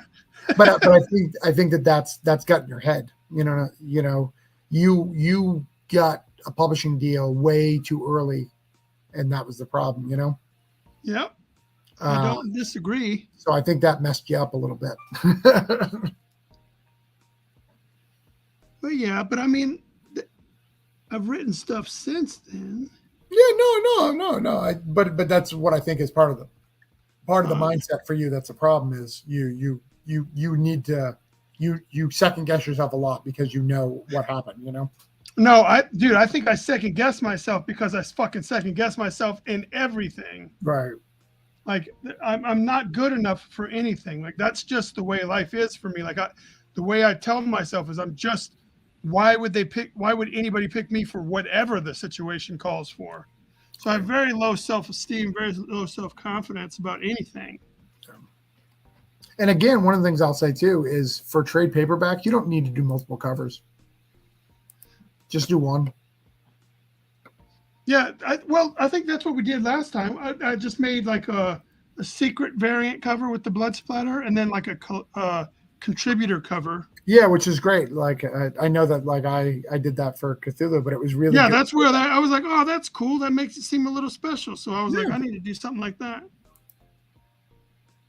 But I think it's free money that you can help. You know, because I know you need money. I know this is your primary job. You know, this it's a Kickstarter that you can do very simply, with very little addition to it, and be okay. You know. Yeah, but it also requires me to be back on Facebook and fucking sharing the link and doing all that shit. If I can get my Savage Black Tiger project off the ground next year, I'm going to announce that I'm Comicsgate and do an Indiegogo campaign. Right on. I mean, that's one way to go, I guess. I mean, I don't see why you would have to announce that unless you're just trying to ensure that you back your project. He's trying to get that fan base, right? But I don't know. I thought all that shit was over, but maybe not. But yeah, I think you've got everything. I know that you know, yes, you got to push and all that stuff, and you got to do a couple of you got to do shares. But the positive is, man, like you've got all. It's collected material, and people like collected material. People will buy it again. There's a certain percentage of those 70 people, probably 20 of them that will buy it, which should be enough to fund you. Yeah, and okay, let me ask you this. So when you set your goals, your goal on Kickstarter or whatever, like every time I do a Kickstarter, the work's already done, which I know may not be the case for like Cthulhu Invades. Right? Like no. All my stuff is done. Mine is done as well. Yeah, and so that means that you technically can set your goal at anything. Correct. Because the work is done. Correct. But I'm wondering, do people look at that and say, oh, they're funded already, they don't need my money? No, actually, a lot of people will do the opposite, you know, as long as it's not too low. I think if you do like a $200 Kickstarter or something like that, they'll no, but like for me, like I thought Tampon Man and Applicator Boy could have hit $5,000. Right. But I feel that if I put it at $5,000 and we come in at $499, then I've just wasted a whole bunch of time. Right. So I put it at $2,500, and I'm like, well, it kind of felt like I funded in the first day or whatever, and then like the whole middle part, no money came in. Right. Like and when I say no money, like no fucking money came in for like 12 days. Right. And I was wondering if maybe that like people see that and say, oh, well, he's funded, he doesn't need my money. No, it tends to go the opposite way. I just think I think that project, I know that you had a lot of faith in it. It's a niche project, man. Very much. But I thought it was so are titty books, but it's but those have a natural whack off ability. Yeah. So, but I'm saying like, yeah, I thought that the same people that like Rick and Morty and South Park and shit would come out and help out with the book. I don't think that. I think Rick and Morty is. I think your humor is closer to like early South Park than like Rick and Morty. Rick and Morty's trying to be smarter than everybody else in the room. Yeah, well, I wasn't trying to say that my book is nearly intelligent like that. No. But that's what I'm trying to say is that your book caters to an audience who still has that humor in them, right? Because that's not where humor's gone. Yeah. Yeah, that so I think that's the case. Like 16-year-old me would have loved that book. Like, but adult me is like, I don't, you know. And I meant to throw a couple bucks on it, but I forgot. No, dude, whatever. Like, No. I know we're friends, or I wouldn't be on here, so we're good. um, but I don't see that. But I do see your campaign. I'm looking at it. Did you run it for 2 weeks? I think I run it for 3 Fridays. Okay, so 3 weeks, so 21 days. Yeah, Well, not a full 21 days. Like I started on a Tuesday, so it's about 19 days is what it ended up being, because I just want to make sure that I get 2 Fridays so that I can make sure to get at least one of those as a payday. Right. Yeah. For everybody. Yeah, and very few Kickstarters have a negative last day, man. I'm sorry, like that's messed up. Yeah, dude, that fucking whatever, man. Yeah, because I'm looking at your numbers now. Yeah, I mean, but I don't think that this is this. Like, let me look at your other stuff real quick. I'm looking at Kick Track, by the way, so I can look at your numbers and stuff.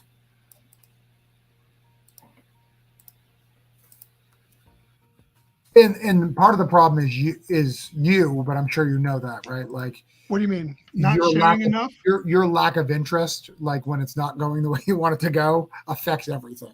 What do you mean by that? My lack of interest? Like you get frustrated when it's not doing well, when something's not doing well. Like your excitement the first couple of days are great, so therefore you got the result. Oh, we got girls coming in the chat right now. Oh, dude, they come in all the time. Man, I should go click on them and see some titties. She's nice. But yeah, if I look at like the Kara Prime, you stayed up the majority of stuff. You were down 2 days, but you had a couple backers every day, more steady, but less backers. Yeah, I don't follow the science. And that was 18 days. So yeah, like I just go for 3 Fridays. I don't want to be on there all month long. Sure. And I don't want people to have too much time to back out. Sure. But apparently that doesn't seem to stop them. Yeah. Well, there's a couple of tricks to Kickstarter too that you're not doing that I can teach you. I'm sure there's a bunch. So, but no, I think that putting a trade together for the second Kara Prime would be good, man. I do. Because again, it's free money in theory, Yeah. You've already done most of the heavy lifting. Right. And now that you get Loggerhead too for the first time in trade paperback or for the first time back home, you can actually use that as part of your advertising. Yeah, but I feel if I do that, then we have to have new Loggerhead content in there. Right. Like I have to do another 5-pager of something. Sure. Just so that anyone that already has the first one doesn't feel like they're not getting anything. What happened to, wasn't Galliano going to do something with you, or that just fell through?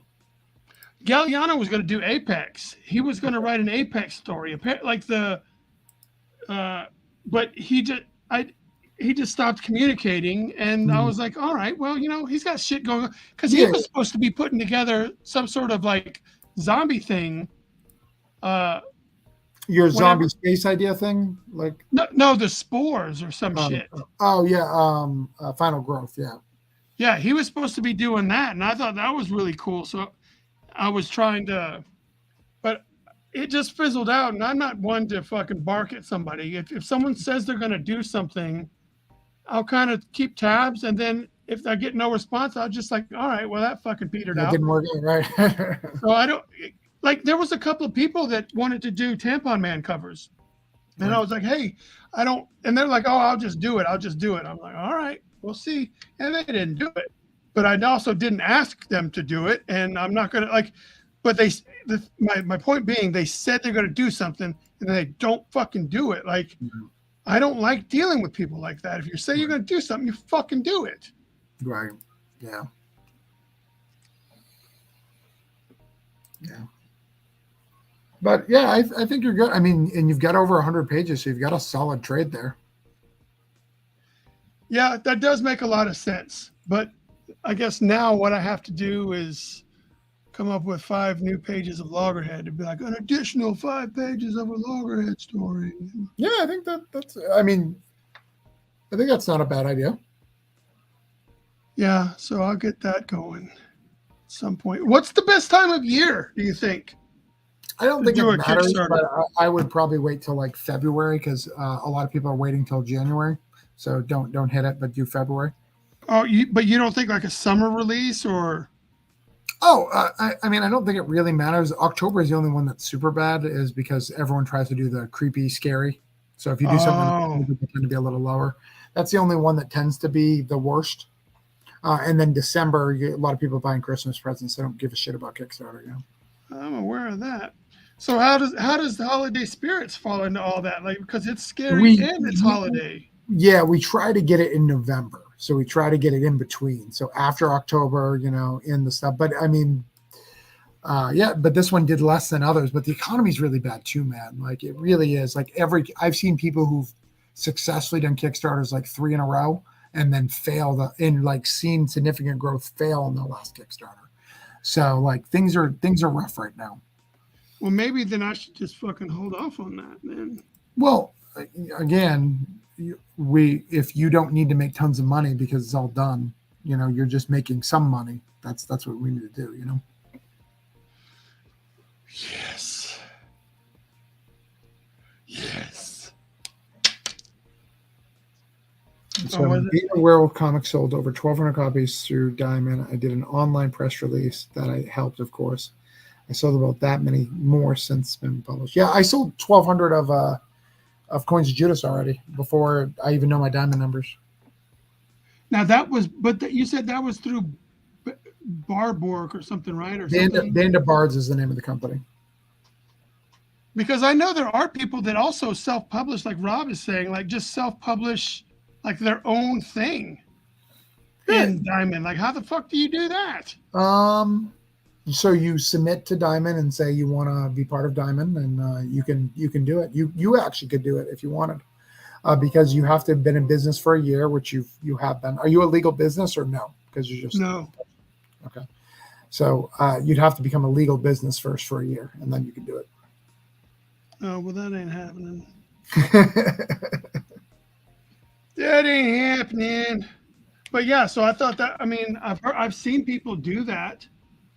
I think it's cool, but fuck, man, it's just then you got to give them a percentage.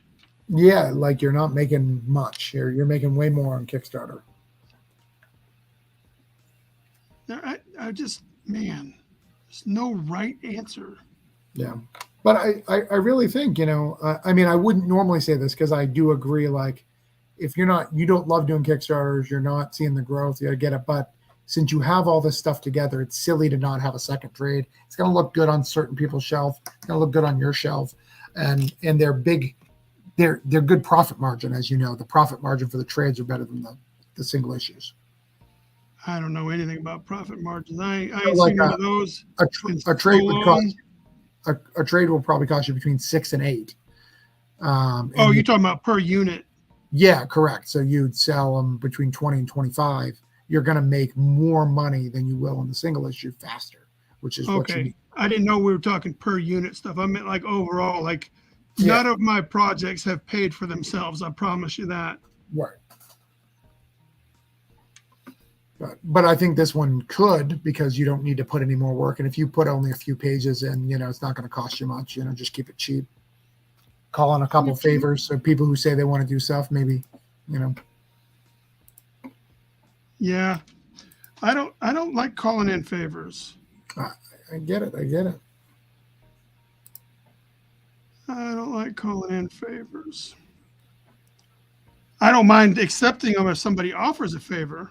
Well, I don't like asking. Let's go to the first Care Prime. Nobody's listening, and I shouldn't have been bad, but who do you think promoted it the best? Who got you the most backers? Who was hustling? The whole thing. The Prime, first trade. I mean, out of everybody, I think you and Jonathan did the most barking. Okay. But there was a couple that just, I think everybody shared it pretty regularly, except for like 2. Right. And that's not bad. There's what, 19 stories in there, so there's like 18 different. Yeah, 18 I'm just different. thinking of people who aren't me and Jonathan, who would be good, because that's the person you ask to come back for a 5-pager, right? Because I got them back, and then they'll hustle, Oh, I don't know. Like I've gotten. Let's see. I don't know. Maybe I would Okay. want to bring on new people just to offer Yeah, a yeah, I get that. chance, but I don't know who they would be out of hand. How many do you think I would need? I'd only need like 3. Yeah, I would do like 15 pages or 20 pages, of new content. In fact, even now that we have the loggerhead, you could really probably get away with 5. But if you want someone else to share it out, That's the idea. You want someone else barking. right. So because the negative of it is 2 of those 2 of them were written by you, 2 of them were written by Jonathan, and then you've got that other girl. You want a couple more people barking, Yeah.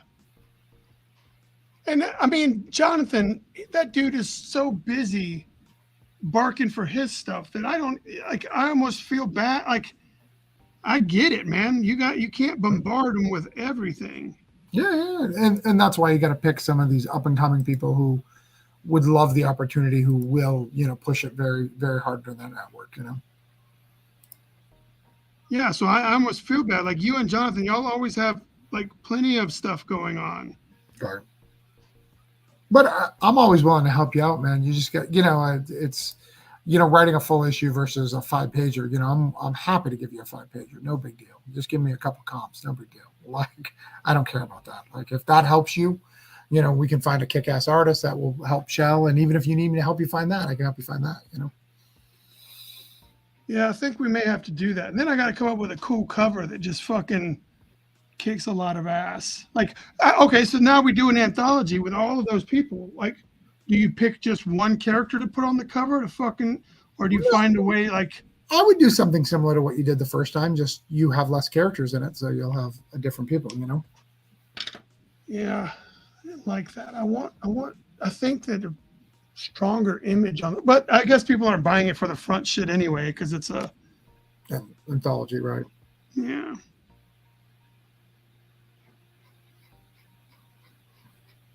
All right, well, carry your ass to bed, man. Well, you know what? It could be cool if you could figure out a fight night thing, because you got a lot of these guys fighting in there. What do you a fight night thing? What do you Like mean? a old WWE promo something could be kind of fun. Oh, well, that's what I did with the Loggerhead and Star Bastard. I made like Oh, the you're right. You're right. They had the the two. WrestleMania Sid Vicious and Hogan. But yeah, that would work. Or you could do the UFC thing. Like you could have a bunch of face-offs and. Yeah. But they're not all facing each other. No, that's true. I don't know, man. But now I've got all this shit. Oh, I didn't self-publish that book. Silver Phoenix Entertainment out of Chicago published it. Oh, right on. Well, see, like when Loggerhead came out, I was in such a. It was right. I was pushing. I had a professional fucking press kit and all that stuff done, and all this PDFs and animatronics and all this shit or whatever. I was emailing to everybody and calling and doing all that thing. Order your copies through Diamond, and then like COVID shut Diamond down like the last week that my book was able to be ordered, and then like so for the next 2 months, everybody could cancel their order because it never closed. Like so. It's just like I was like, man, this sucks ass. Well, the other thing is you have. I just thought of this too. I mean, I don't know if you wanted to. You could put Carol Prime Kids in the back too if you really wanted.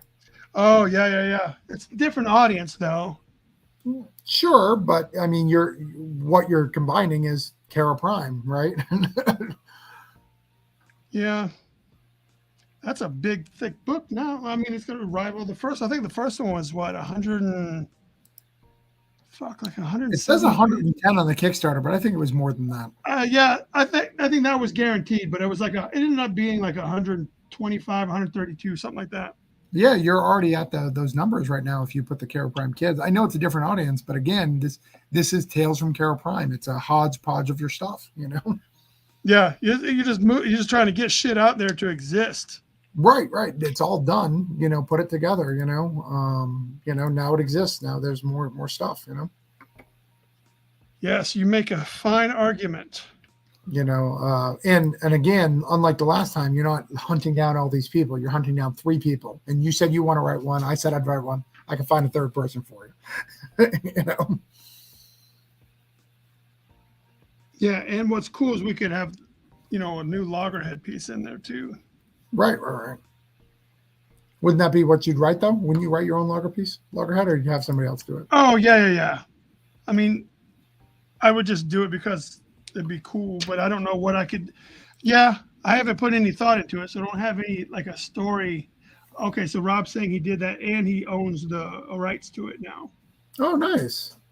So I guess that's like, well, I guess technically we all get your rights back after 5 years or whatever your contract is with whatever your publisher was. Right. Well, not everybody, but depending on what you do, like Mad Cave, you don't, and stuff like that. But yeah. Well, yeah. But he said that was his book. Yeah. Like Savage Bastards isn't Galliano's book. Galliano was hired to write Savage Bastards. Correct. You talked to Galliano? Yeah, I see Galliano on the regular. My wife's his editor, so we live in the same town, you know, all of us. In fact, I see Galliano more than I see Jonathan. He's a married, happy man now. What does he need editing? Like, what is he doing? He's doing a couple of different books. He's doing 3 books right now, and like he's struggling with getting artists who are committed to doing what indie books. Mm-hmm. Yeah, or like his own creator, like his own creator-owned stuff. Okay, so not work for hire. Correct. Yeah, all of his. He's got 3. Final Growth is one of them, and then he's got a wizard school one, and then he's got like something like a Department of Truth type of book. So he's got 3 of them that he's working on, and him and my wife edit and do some stuff. The guy who did my story, C.R. Florence, for your book, he's doing the art of one of them. I don't remember which one, but I tried to convince David to put together like an anthology that we could all create 5-page lead ups to the Final Growth. Like I already had my story all picked out. Like our stories would all be like prior to the knowing what it was. Yeah. It would be like everybody's story. Like you would pick Fireman Joe and you would write your story, 5 pages of how Fireman Joe first encountered the thing. And then taxi cab driver, Uber driver, so-and-so would be someone else, right? Like we would just have all of these things where the story was that how they encountered it. And then the reader would be like, well, all these people are encountering this shit. And then when he drops Final Growth, the book, you're like, oh, okay, this all leads up to like this, but it's not even involving his characters or anything. It's just the act. I thought that would be fun to do. Yeah, I mean, when he talked to me about it, my counter to it is not that I thought it was a bad idea. It's just like he needs to set the tone for his universe. If he's allowing a lot of people to create before he starts, if he had it done, it's a different story. But if he doesn't know his tone yet, that's hard. Yeah, well, I didn't know how far along he was in the process. I just thought it was a cool, No, I mean, it was like a cool way to have other people barking for your stuff. Yeah.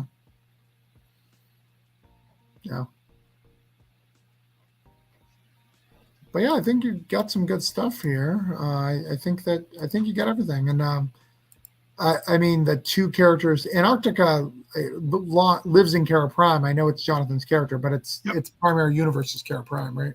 Correct. But if Jonathan wanted to do anything with it else, like that's his. Yeah. It's his baby. Yeah, that was the way we were trying to design the universe. Yeah. Everyone you come and play with everyone else's characters, and then you leave a character behind for other people to play with, and then you also leave a toy in the toy box that only you can play with. Right. Yeah. But yeah, this will help you get rid of some of your back issues, and hopefully, you'd have a decent Kickstarter. Yes. Well, I think I'd rather put it together. Like, I don't want to. If it's for February, man, like I have to start doing that shit now. Fuck that. Like I gotta wash the stink off my fucking body. You got to get rid. You got to use some Summer's Eve douche from your tampons first. And Yes, yes. Her name is Summer Eva, by the way. But so yeah, so I was like maybe a summertime thing, and plus you'd have to get all those people to get their stuff turned in and allow them time and stuff. yeah, I mean, but it only takes a couple months if you're only doing 5 pages. 3-month deadlines is not unreasonable. Yeah, but then I gotta. Yes, you are correct, but I'm thinking maybe summertime might be more better. Whenever you want. I want you to get money. So if you say you're struggling to get work, this is the way that you can get some money. Because again, the biggest thing is you and I. Same thing as I made the same mistake as you. Have ordered too many, and you're like, you know what? I probably should have kept it cheap.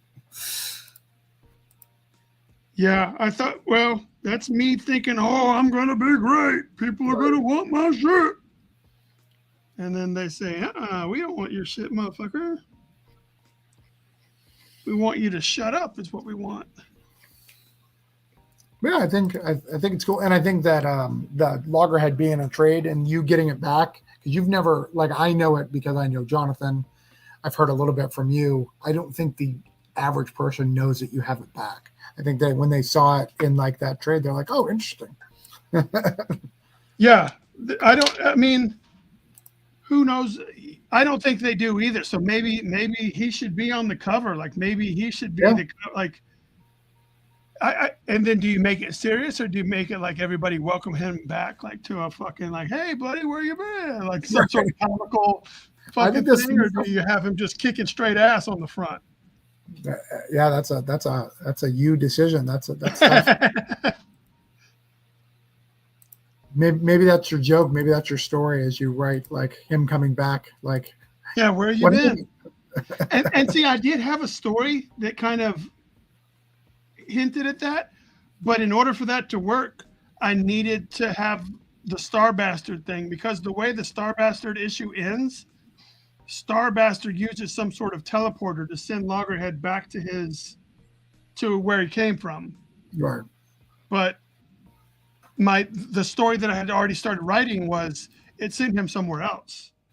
Right. And so it kind of like you have to know, like without knowing that, why would Loggerhead be on this other place? Like how did he get here? If you don't know that Star Bastard sent him somewhere else, like without that piece of the puzzle, you have to send him back to where your next story has to be in a world that they already expect him to be in. Right. Oh, we only had publishing rights for a year. I'm trying to figure out when Star Bastard when that one came out. So that came out in 2020 December, so late 2020. Yeah, but I think the Star Bastard came out in late 2020. Yeah, not my team up, but Star Bastard itself. Oh no, that was your team up. Let me see when Star Bastard. Because it would be the IP thing was based on that. Yeah, it would.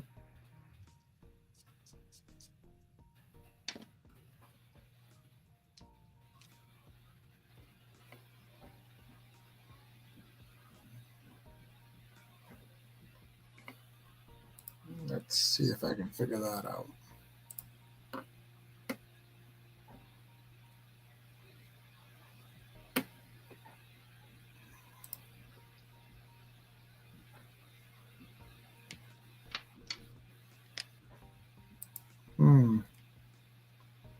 They just did a title box for Star Bastard. Interesting.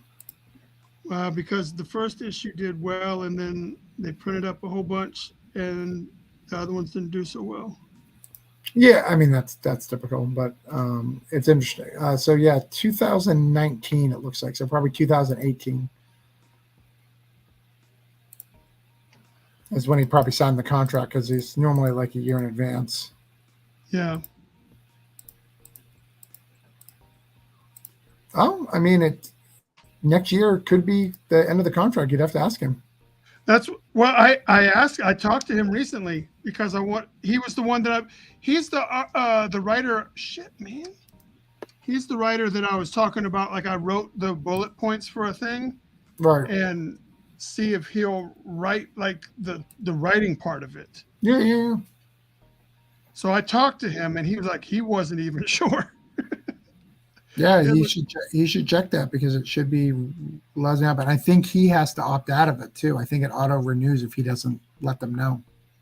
yes. I was like, hey man, what next time we talk, man, you want to find out about that so we can see, so I can.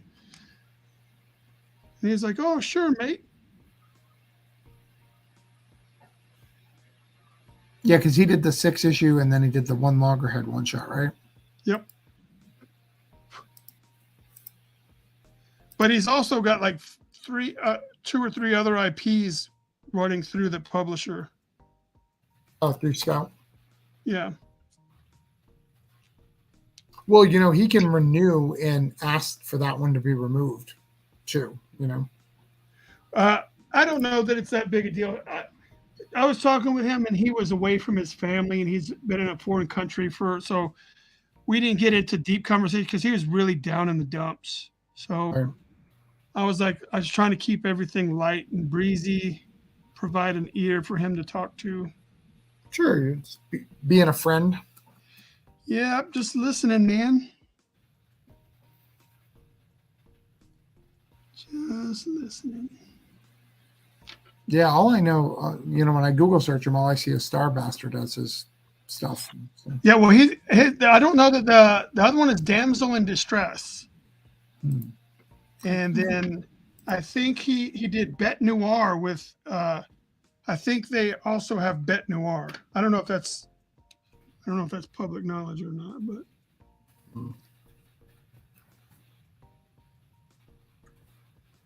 I'm pretty sure they have Bet Noir, which the first issue was on Kickstarter for Bet Noir, and then I think they got signed based on the strength of the first issue, and then like they have to do the rest of the issues. okay. Something. All right. Well, I'll let you finish. I'm going to go to bed. It's 2 a.m., but nice talking to you. I'm glad I convinced you to give Kickstarter one more try. All right, man. Well, I appreciate all the advice and the company, brother. All right. Have a good one, man. Good night. All right, dude. Peace. Peace out. Peace out. Peace out. Peace out.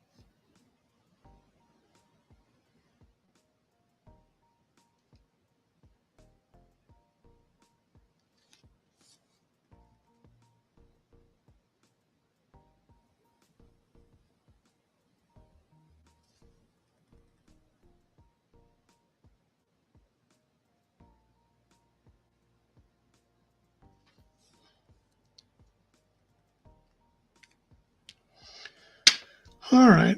It's 2 o'clock. I got to go to bed. Been doing this for like 3 hours now. What? 3 hours. Golly. All right. Well, thank you guys. You guys be good people. Stay creative. Have a good weekend.